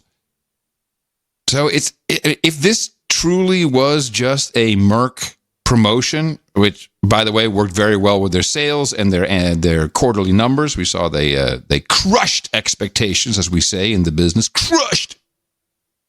Then it's surprising, but everyone's all in. Everyone's all in on the vaccinations, except for Robert Kennedy Jr. We've played many clips of him. I would call him, like myself, a semi-vaxxer, not anti-vax, but we have to be careful and ask questions. Nothing wrong with it. And like I say, anyone who says that I'm even anything or so pro-vaccine, I always ask them if they had their HPV vaccination yet. Yeah, you should go get that and right I always away. say, by the way, look into it a little bit, but you have to get it if you're that much of a vaxxer. And that's really what Kennedy Jr. started with, I believe, around the HPV vaccine. But now his family is rather upset. Robert Kennedy's three oldest children have stood together in joy and loss, but now a disagreement over the measles vaccine strains family ties. In a column for Politico magazine, former Congressman Joseph Kennedy II, Kathleen Kennedy Townsend, and her daughter Maeve Kennedy McCain criticize RFK Jr.'s longtime anti-vaxxer efforts. They write he has helped spread dangerous... No. Did you hear that? The report, it says it's confusing. Factually, neuro-linguistic programming. Let's hear it again. Criticize RFK Jr.'s longtime anti-vaxxer efforts. He's going around saying, in other words, he's pro-vaccine to an extreme because he's anti-vaxxer? No, I think you're hearing it wrong. In a column for Politico magazine, former Congressman Joseph Kennedy II, Kathleen Kennedy Townsend, and her daughter Maeve Kennedy McCain criticize RFK Jr.'s longtime anti-vaxxer efforts. It's his family who's criticizing him, not him. The family's criticizing him of being an anti-vaxxer. You with me? Yeah, but doesn't they're criticizing him for being an anti-vaxxer? Yeah. Okay. What are they saying wrong? Oh, the way it comes out is that criticizing him for never mind. It's just a confusing way of producing this clip. I'm backing away from the mic. Kathleen Kennedy Townsend and her daughter Maeve Kennedy McCain criticize RFK Jr.'s longtime anti-vaxxer efforts. They write he has helped spread dangerous misinformation over social media and is complicit in sowing distrust of the science behind vaccines. Here is RFK Jr. in Texas just last week on the measles. The thing that cured it was nutrition and clean water. It's inaudible. Not the vaccine. We love Bobby, they write, praising his efforts to protect the environment. But they say on vaccines he is wrong and his opposition is having heartbreaking consequences. They point to their family's long history of promoting immunization campaigns. President John F. Kennedy personally endorsing the polio vaccine in 1961. With this miraculous drug, I hope that everyone takes advantage of it. The public health works of their father and grandfather as Attorney General and Senator Ted Kennedy. Bobby is an outlier in the Kennedy family, they write. Tonight, Robert F. Kennedy Jr. says, I don't think we should be forcing pharmaceutical products on unwilling American citizens without understanding the downside risks. Risks the CDC and other medical organizations say are well understood and do not outweigh the benefits of vaccination. My advice? Avoid small aircraft, hot tubs, canoeing in any kind of water near Washington, D.C. They're out to get him. His own family now is out to get him. So this, I don't know. I don't know either. It does sound like he's out there out to get him. Vaccinations. Vaccinated. The link to autism. To be vaccinated. Vaccinations are highly effective. If you have to get sick, sure can't beat the measles. I wanted to mention something from the OTG department. Well, before you go there, I do have a drug-related clip. Okay, I'm sorry. Yeah, that I think is going to be absolutely profound. Good. Oh, you have there's a new drug? No, but this I think is going to be extremely profound. If it's just going to be profound, and it's the drug ads. They've changed the policy about how to allow them. This is very interesting. TV ads for prescription drugs will have to start showing list prices of the medications. The U.S. Department of Health and Human Services announced the rule today.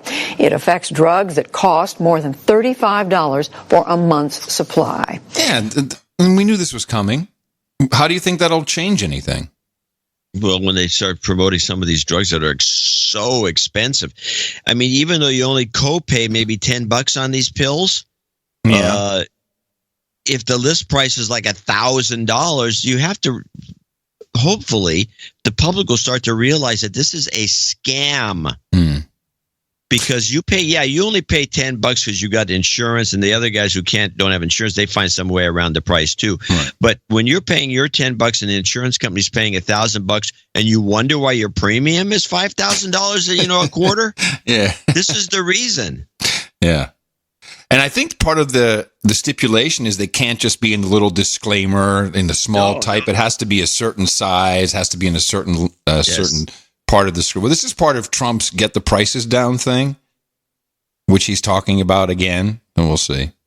Well, there's other ways of getting the prices down, like letting the American public order from Canada, which was a law that we tried to pass, and people such as Cory Booker pushed against it. Oh, really? Oh, yeah. Cory Booker's one of the big... He's in the pocket of the drug companies. That's why he's making no inroads on the contenders list.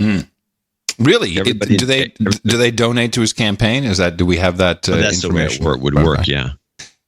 Yeah, just a little OTG thing that I caught. Besides the fact that Uber is now working with law enforcement anywhere, they're happy to open up their logs. So if you're accused of anything, Uber will give them all your information where you were. But this was someone who was trying to send me an email, one of our producers, and he uses Yahoo Mail. And depending on what he was sending, as far as I understand, regardless of who he was sending it to, he would receive an error message in his Yahoo that says sending from Yahoo Mail, error 554, message not allowed. And they have a web page which explains what this Yahoo error is, and this is quite interesting. You will receive an SMTP, that's Simple Mail Transfer Protocol, that's the Internet email protocol. You'll receive an SMTP error or failed delivery message that includes 554, message not allowed, when the content of a message you're trying to send violates Yahoo Mail policies. Content that violates policies includes objectionable links, malicious attachments, or bad header information. Well, forget the malicious attachments and bad header information. Objectionable, not dangerous, malware, no, objectionable links. And then it says, review the Yahoo. Objectionable as in objectionable, but not illegal? Correct. Objectionable. So that could be, and this person who emails me, of course, emails me, often with what someone could deem objectionable content. Like anti-vaxxer stuff. Or moon landing. Or I don't know, just stuff. But Yahoo is now actively scanning the outgoing email for objectionable links and perhaps other content issues and will not send your email. I mean, does this give anybody a clue of where it's all really headed? Because you should understand. Remember, there was this cool device. What was that called? The Ledge, the Edge, the Box. What was it now? Some home server thing that looks like someone finally got it right. I'll find the information for the next show. But you should really consider not using Yahoo or Gmail, or even Outlook for that matter. Outlook.com. Get squirrel mail, people. Well, anything but that. I thought that was pretty amazing. That meaning Yahoo. Squirrel mail is great. Yes, that's what I'm saying. It's great. Yeah. Yes. Now, I have 2 clips left. Okay. Just updates, world updates. We can start with the illegal surveillance clip from Democracy Now! Yeah, we can do that one. In news from Washington, tension continues to escalate between congressional Democrats and the Trump administration. The House Judiciary Committee is preparing to vote today on whether to hold Attorney General William Barr in contempt of Congress for failing to provide lawmakers with an unredacted copy of the Mueller report. The Justice Department's now advising Trump to invoke executive privilege over the entire unredacted report and underlying evidence. In related news, the White House has directed former counsel Don McGahn not to comply with a congressional subpoena to hand over documents. Illegal surveillance? I don't know. It's your clip. Well, then skip it. And let's go to the current Iranian situation. Yes, I have something for that as well. Current Iranian situation. Also Democracy Now! This time? Yeah. Iran's announced it'll stop complying with parts of the landmark 2015 nuclear deal and resume high-level enrichment of uranium in 60 days if other signatories of the deal do not take action to shield Iran's oil and banking sectors from U.S. sanctions. This comes a year after President Trump pulled out of the nuclear deal. In a speech earlier today, Iranian President Hassan Rouhani said Iran wants to stay in the nuclear deal, but that it's rolling back its commitments due to Washington's actions. In the short term, Rouhani said Iran would stop exporting excess uranium and heavy water from its nuclear program. The Joint Comprehensive Plan of Action, the JCPOA, is here and it remains in place, but today we have shown the flip side of the JCPOA coin. This is the same nuclear deal that states if the other parties are failing to meet their obligations, then we can also reduce our obligations in the deal. Today we are announcing a reduction of our obligations under the deal. We are not leaving the nuclear deal. Russia responded by blaming the United States for provoking Iran into rolling back the terms of the nuclear deal. The Iranian-American author Trita Parsi said, quote, Trump has initiated a chain reaction that will make America and the world less safe. I got a clip to complement that from Bloomberg. This is Admiral James Stavridis. He's the guy that I think at one point was being vetted for a possible Hillary VP nomination back in the day, and he gives us a little detail on exactly what this strike force is, and he would know since he's an admiral. Admiral Stavridis, let us talk sea power this morning. Translate for our listeners what it means when the media says that Abraham Lincoln deploys from Naval Station Norfolk. What actually happens when something that big deploys? So these are aircraft carriers, about 100,000 tons, Tom. Crew is about 5,000. They're surrounded by about 10 additional ships with another 5,000 sailors. So figure kind of 8 to 10 ships as well as 10,000 sailors, 70 combat aircraft, hundreds of Tomahawk missiles. That entire consortium, if you will, is called a carrier strike group. That is what has deployed, and it's headed toward the Arabian Gulf. They're headed there, and all of us of a certain vintage, including you, Admiral, remember the certitude of big fleets, not in World War II, but if we just go to Argentina and the Falkland Islands, there are threats out there. What are the threats to the Abraham Lincoln, or is this a junket to show the flag? This is a real threat to the strike group as we look at Iranian capability in the Arabian Gulf, where they're headed. What the Iranians can do is launch cruise missiles from the shore. They can send jet aircraft. They can use diesel submarines to attack it. They have any number of ways they can attack this strike group. So tensions are rising. We ought to be quite concerned about it. Yeah. I don't know. I don't know if we should be that concerned. I don't know. I don't know we should either. I like the way he specifically said, instead of saying submarines. Yeah, diesel powered. He said diesel powered as some commentary.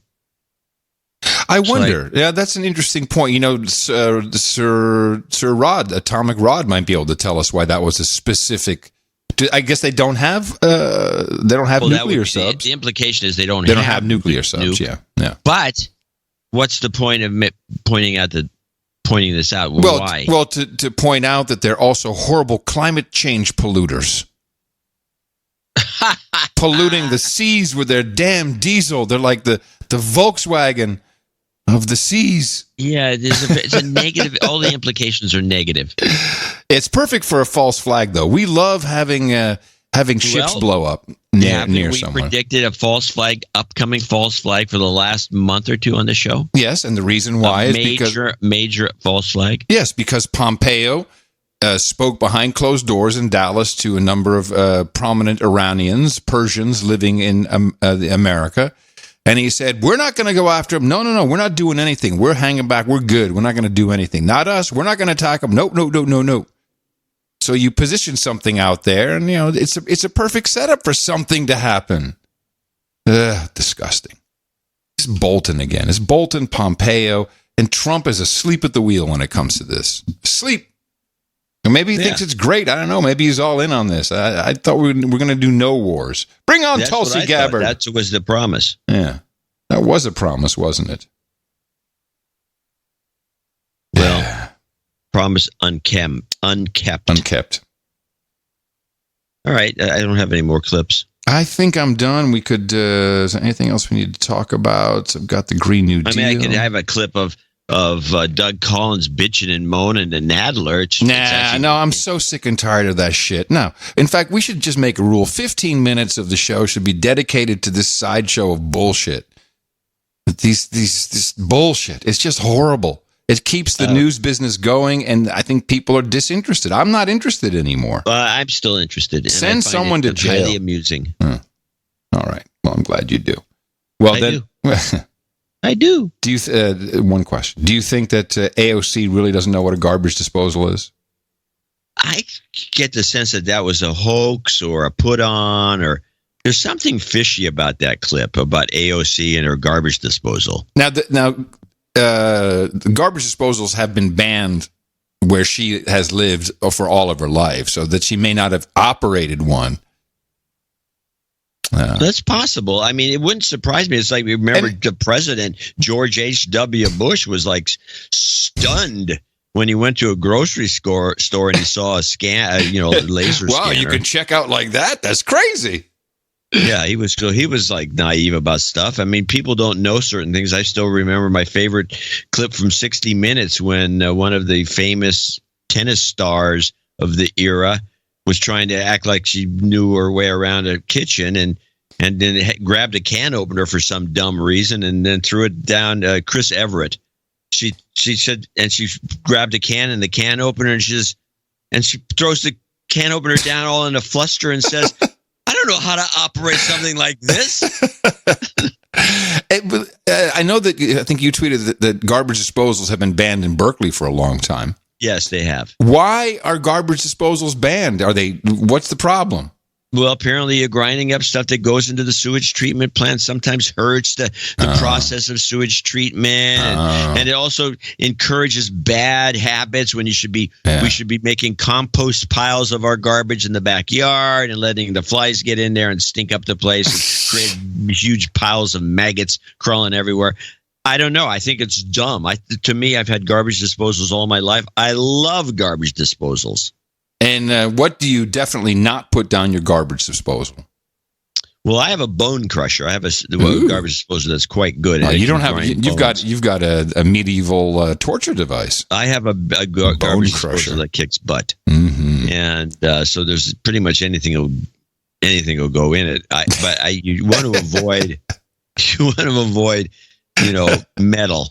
Well, the troll room is. Although this funny thing when metal goes in there and it's grinding around there, it usually gets thrown out of the garbage disposal. It spews back. So into the kitchen. Here's our troll room. Don't put children down there. Don't put people. Yeah, that's grease, the obvious gold, jokes. fingers, money, silverware. Oh, the bone crusher. Yes.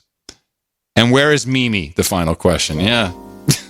She's down with the baby, as a matter of fact, right downstairs. Oh, hi, Mimi. She doesn't listen. No, she doesn't. The Jay listens. All right, everybody. That is our deconstruction for today. We've covered a lot of topics. We certainly hope you found it valuable. If you did, let us know how valuable it was to you by going to Dvorak.org/NA. After all, it's your time.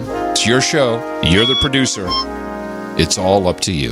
Dvorak.org/NA. Special thanks to Jesse Coyne Nelson, to Mad Monk 13, and that's our end of show mixes. Remember, we have another one coming up on Sunday, not just show mixes, but an actual show. And I'm coming to you from the frontier of Austin, Texas, capital of the Drone Star State, FEMA Region number 6, and all your governmental maps. In the morning, everybody, I'm Adam Curry. And from northern Silicon Valley, where it's in the afternoon now and it's still cold, I'm John C. Dvorak. We return on Sunday right here on No Agenda. Until then, as always, adios, mofos, and such.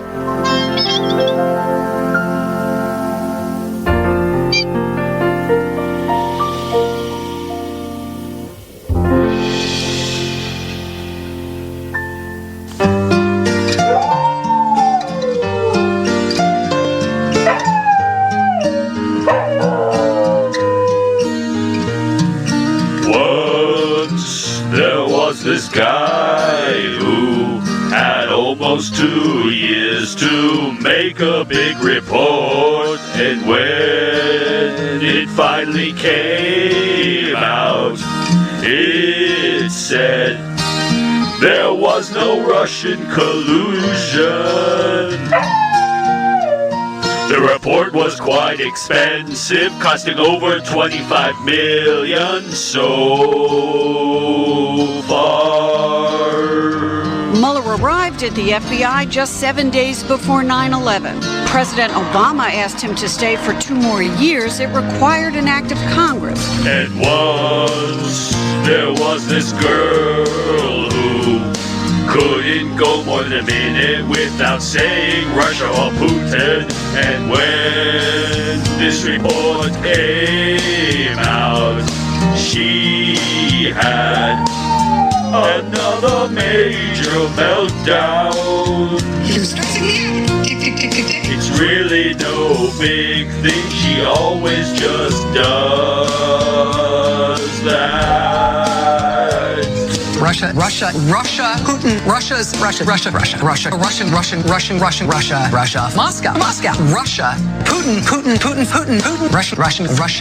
the Soviet Empire, the second of the 20th century's great evils. Just begin the conversation about children in the United States of America. That's true.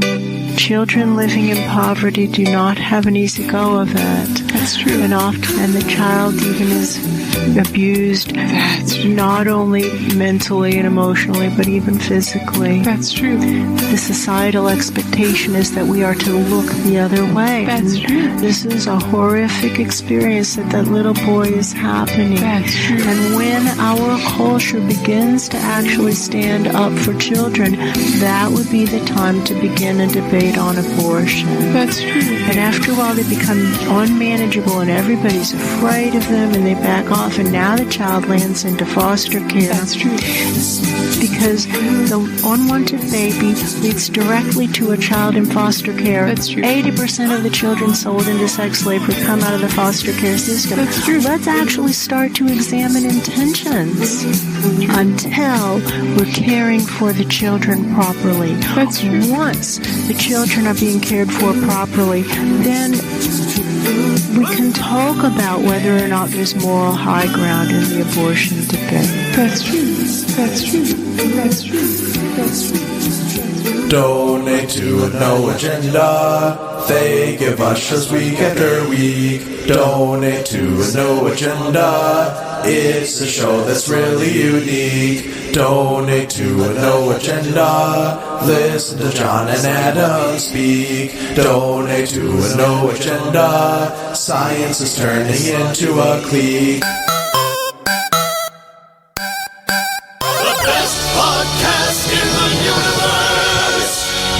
Dvorak.org/NA. Those in favor respond by saying aye. Aye. Opposed, no. No.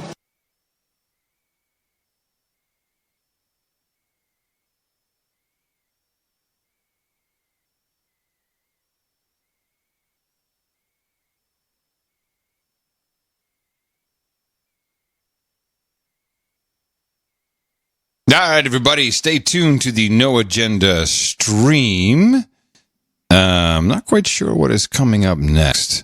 Mags 27 or the Mark and the Mark and George Show 27. It's going to be something good. There's always something good on noagendastream.com. Adios.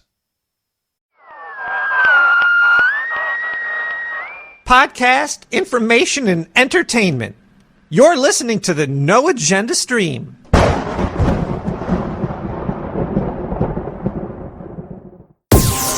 You make it look easy, but we know it takes a lot of time and preparation for each show. To be honest, yeah, we do make it look easy. That's the hardest part. Podcast around the clock. This is the No Agenda stream.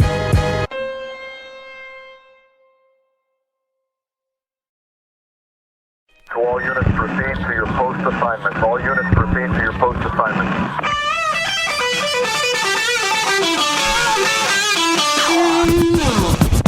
George Trombley. Oh, yes. Mark Van Dyke. Mark and George Show. Hi, George. There you are. Yay. I couldn't resist playing the show opener. So what do I do in the No Agenda stream thing? I do the /ID and then the password? One moment. Oh. I always forget how to do this. Come again? Do I do /ID and then the password? Yes. All right. I should turn off my speakers. Yes, you should. So what's going on? I already told our our fan base about the issues you've been having with the website. But well, long story short, really long story, really short. We moved to the new server. The new server has newer versions of PHP and SQL, and my code from 2009 doesn't work. So I'm chasing your tip earlier to help with the looking at logs has really sped it up. I got rid of every error pretty much. Yeah, that really now there's just something with the way the cookie is setting or something that's broken. But I'm not a good coder. So what are you going to do about that? You're just chugging along. Yeah. And the other thing is I bought the house, at least I'm trying to buy the house to become the studio. It's the second house. And it just takes a lot of time. I had to sign a 84-page document yesterday. Had to do a home inspection yesterday. The roof has a leak. There's all these things. Now we have to go back and negotiate. The roof has a leak. A slight leak. Oh, no. Well, a slight leak can have big... Well, okay, you're in Vegas. It's not too bad in Vegas, honestly, because it doesn't rain. But you would hate to own the house and then a year later, finally it rains and it breaks out. There's some tiles missing on the roof. Apparently, if they get those up, back out there, we'll be fine. But we have a professional that now has to come out and do an assessment. And this all has to happen within 20 days or else the escrow thing cancels. I don't understand it all. Anyway, that's what's happening. It's the perfect time to have your website not functioning anymore. Yeah, it needed to be done. As you maintain our server, we were on that old server, and you even graciously brought us back down to PHP 5 point something. Yeah, 5.3 is it? Yep. Yeah, but even then we're too old. 5.6. Even on a very, very much older and completely deprecated version of PHP, all of our codes. I must have had us at PHP 4 on the server. Yeah, it was pretty low. It didn't even allow me to update the old server anymore. It was just too old. Update's not possible on this server. Yeah. Yeah, it was the software on that one was 11 or 12 years old or something. Yeah. Well, what I'm planning on doing now is I'll get it working in 5.3. Uh-huh. Then we'll move it up to the next 5.6. And then right now it's 5.6. Wait, I thought it was 7 something. No, it's 5.6 now, and then we should... Oh, so as long as so we could just jump right to 5.6 and then let it break again, and then I'll just fix all of that code. Right now it's 5.6, yes. And if we then upgrade it, then it will give us all kinds... if you just fix the deprecation warnings, this is soon to be unsupported, then probably the biggest problems will not occur on your jump to 7 point whatever it is. 7.2, I think. I hate PHP with a passion. It is the stupidest language. I really understand this now. Because they'll deprecate something, just change the name. They just changed the name. That's all they did. They didn't deprecate it. Split now has to be explode, and ereg replace now has to be preg replace. I don't know. It's dumb. Just let me have a nickname or a shortcut or something. An alias, whatever. Yep, seems so familiar. I was updating the No Agenda servers, which is a very slow process because don't want to make mistakes, and most of the stuff is built from source code, so it's also not the most efficient system in terms of updating. But I was looking at the changes in the config files, and the most annoying change was that one of the I think it was Redis or something, or Redis or whatever it's called, whatever it's like a very quick storage kind of ticket database kind of system, but they changed the nomenclature, the master slave nomenclature too. Oh, because they didn't like the word slave. Yes. Now it's master work apprentice. It's master apprentice, I bet. It was primary and something I don't even know anymore. primary and secondary. This damn Me Too movement is ruining coding. It is the most crazy thing. Yeah, so just, and I've been hit with this too in the past with a project I had helped with, that somebody filed a bug report saying, well, hey, you need to change the master-slave wording to something that isn't insulting or to minors or to minority groups. Minority groups. Soon, man. They're ruining coding. Yeah, soon we will. Women and minorities are ruining coding. We should just create a whole, the most ridiculous reason to not be diverse and not have gender equality would be because you're ruining the code that I wrote 9 years ago. Gosh darn it. Cables. I mean, how long will it take before we cannot call them, female and male connectors? We'll have to. Can I say something about cables for a second? Rapist and. Remember the good old days when they were just called penis and pussy, but I don't know what happened. Hey. Oh, I love that new bell. That sounded nice. Right? Yeah, it's just. Was that the yellow one? The yellow one, yeah. Oh man, that's nice. It has. That is so much better than the sound effect. It has a quicker fall off than the. I like it. Than the gray bell I got from you. I wish the European style or whatever not European. What was it? It was. I think. What is that period of time that was like Europeanish? I don't know. I can't remember the period of time. Yeah. What? It was a really. It's not European. What's the word? Anyway, don't worry. It was a cool looking bell, and they wouldn't let me send it to the Netherlands because apparently the Netherlands can't have nice things. Oh yeah, I know. It's horrible. You find something nice on Amazon.de, Germany, Deutschland. That's what I gotta do next time. Well, then I gotta create an account there. No. I'm talking about myself. So I'm browsing Amazon.de or .co.uk for the British one, and it also says this does not ship to the Netherlands. I mean, I'm next door to you. This doesn't make any sense. Yay, European Union! Thank you for helping us in this regard. Racism. Yeah, sexism, countryism. Countryism. That's the word. They don't send to countries. You make me hit that thing, man. I'm liking the bell. Yeah. I am. I'm liking this bell. I approve this bell. I like it. And I like that you can tap it more often. Like this one, I have to wait until it fades out. Yeah, I don't like that one as much. That one, I feel like that one is like the end of something. And the other one is like, you got it. You got it.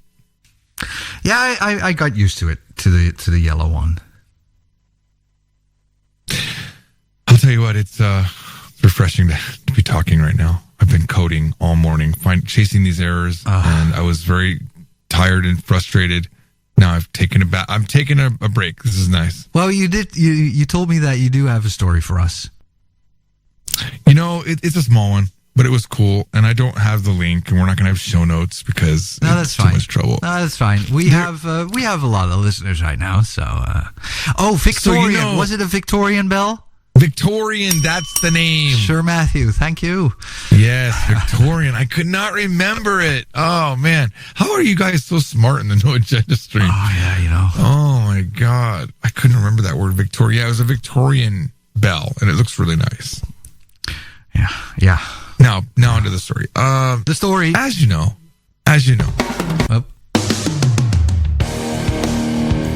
Man who doesn't believe in God questions the possibility that there is a God. Yay, that's cool. That's a nice story. I don't believe in God. You know this. Yep. Like, I very strongly don't believe it. I believe, there's possible that there's something.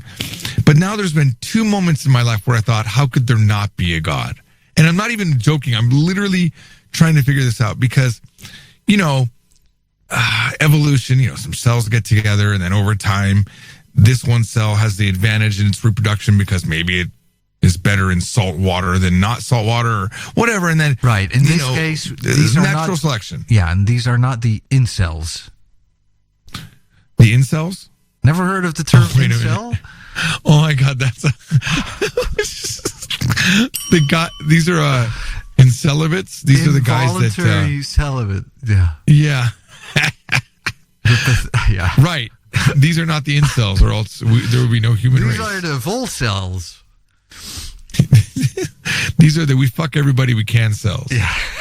Okay. Continue. So these cells over the idea is over time random what's the brain not working right now? Genetic mutations, random mutations sometimes hurt the organism, and sometimes they become advantageous for the organism to survive.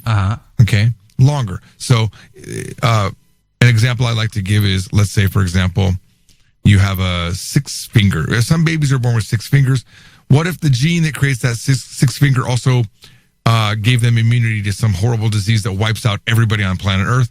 Then only people with 6 fingers would be surviving, and they would breed. And now every human has 6 fingers because, right? Or they die before they have babies, right? So that's a very short version of Darwin and evolution. Now, that makes sense. I can actually buy that theory that over 4 billion years that happens. In this case, it is survival of the luckiest, though. Yeah, because it's genetic mutation, right? Yeah. I mean, even humans, we have black people, white people, big noses, small noses. The Caucasian features were all can say advantageous. Jews on this show. There was advantageous to having darker skin in Africa where the sun was stronger, I guess. Mm-hmm. So people with darker skin lived longer or had slightly more babies, enough more babies for the whole population to get darker. Mm-hmm. And Asians, I guess the slanted eyes had some sort of advantageous, or the nose closer to the face. Interesting, though, things like this that we don't know. I think dark skin, I think we have ideas. Yeah, melanin, right? Melanin is someone with more melanin. What had advantageous, and I think the nose thing is out there like volcanic activity and dust in the air. So you needed more, filters. So you got a better nose. No, well, I think that if you're in a cold environment, right, which is the Asian area is colder. Yeah. If the nose was tall, it would get frostbite and probably rot off and cause issues, and they would die, right? So anyone that had a smaller, flatter nose, closer to the face, closer to the warmth, would be advantageous. Okay, but we're getting we're talking about way beyond what I wanted to talk about. I like where this is going. Yeah. So you got to understand, I've always thought evolution makes sense. I've never thought, there's a designer of this planet. Yeah. Right. Yeah. But 2 things, one today and one a few months back, really made me question this logic that I had. And one was I saw, I think it was a tadpole go from a cell to a full tadpole in the womb. They did some sort of imaging of it. I need to look up a tadpole on Google Images. I think it was tadpole or salamander. I think it might have been a salamander. Okay, salamander I know. It blew my mind how the way the cells, the way that they create the organ looks so fantastic. I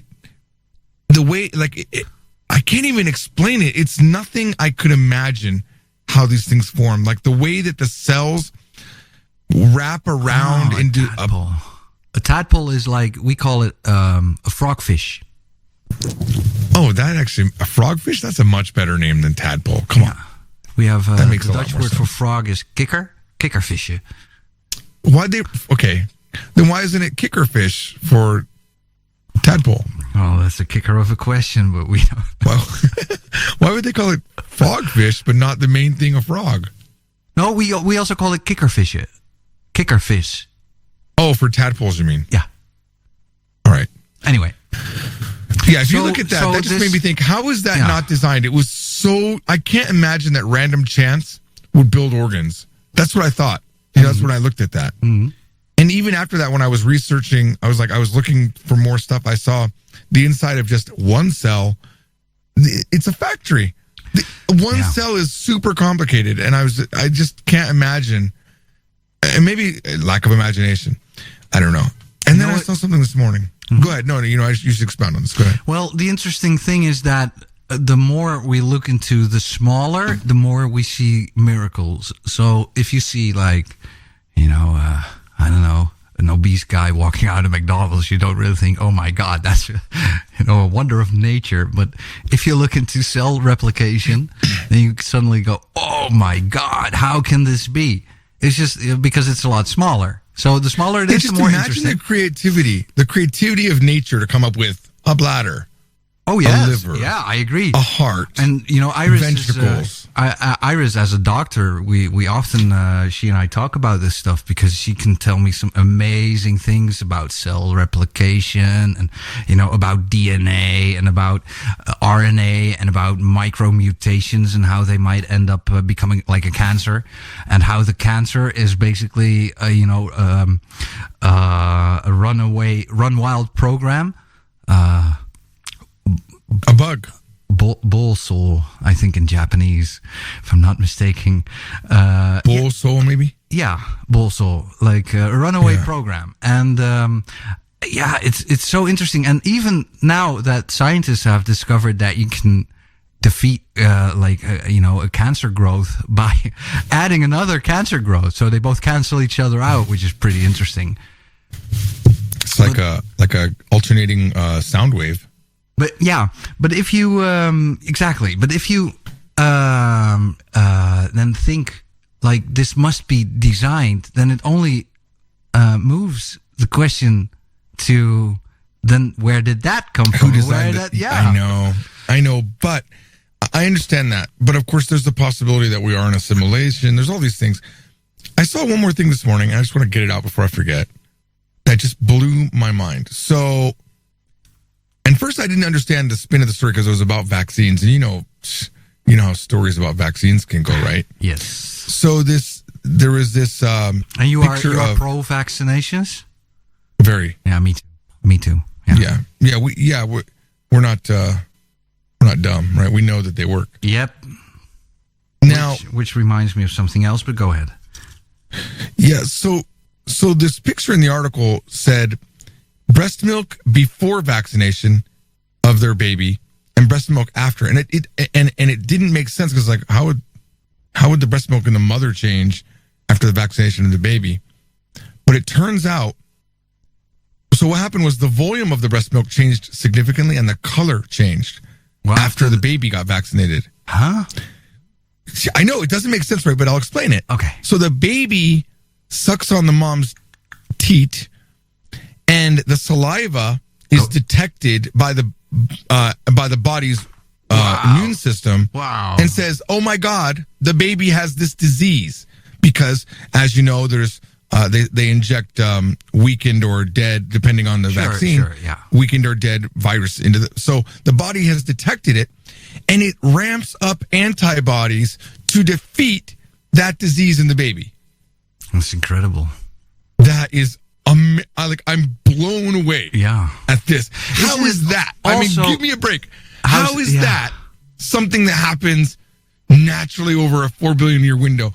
I don't know if I can believe evolution in that way. It's too designed. Yeah, and I'm a huge evolution guy. Yeah, me kind of too. But there's also this thing about separation, and we, as humans, detect separation. We look for separation. So we think, well, as soon as the mother is separated from the child, then, how can they still interact or something like that? But it's the same as with a baby growing in the mother. Is it the baby growing? Is it the mother growing the baby? Or is it both? Well, it's kind of both. What I'm also curious about, by the way, is if a mother is able to create antibodies in the milk, then why is she not able to make antibodies for herself if she gets the disease? I think she does. She has those antibodies for whatever reason. I think if she hadn't already made the antibodies, if she hadn't been vaccinated, there wouldn't have been a response. That makes sense. So, or maybe, for example, let's say that the baby catches a cold, if she wasn't she had the same cold. Yeah, maybe she would have already solved that problem. And her body's like, I'm detecting this in the saliva. Therefore, I will put it in the milk. Here is your medicine. Here's your anti-flu milk. Yeah, and it just made me so happy that we breastfed until maybe almost a year and a half for each of our babies. Oh, breastfeeding is so important. It's so amazing. And these formula companies, if you want to talk about a conspiracy, these formula companies Let's go that make it go right ahead. Yeah, they make it seem like oh, this is the same thing, It's not the same thing. There's none of that stuff in there. It's impossible.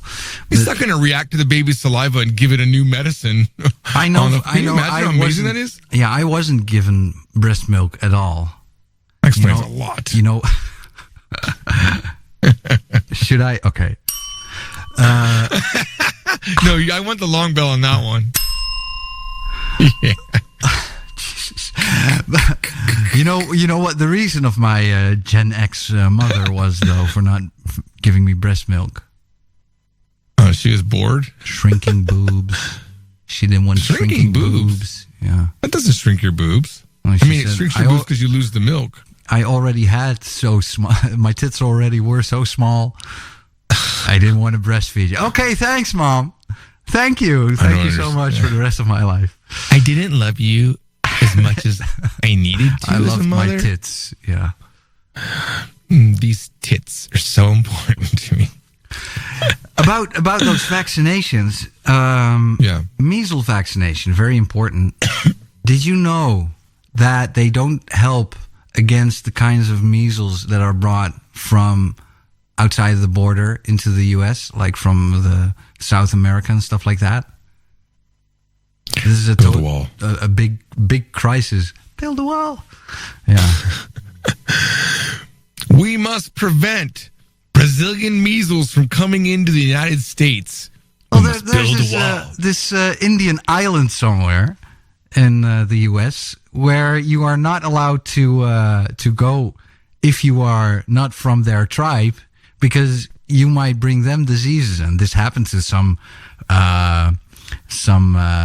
what's it called when somebody wants to bring the faith, like a minister or something? One of those Christian zealots, and they wanted missionary, and he wanted to bring the Christian faith to the island, but they saw him coming, so they shot him dead. Measleary. I actually heard about this. Yeah, because even like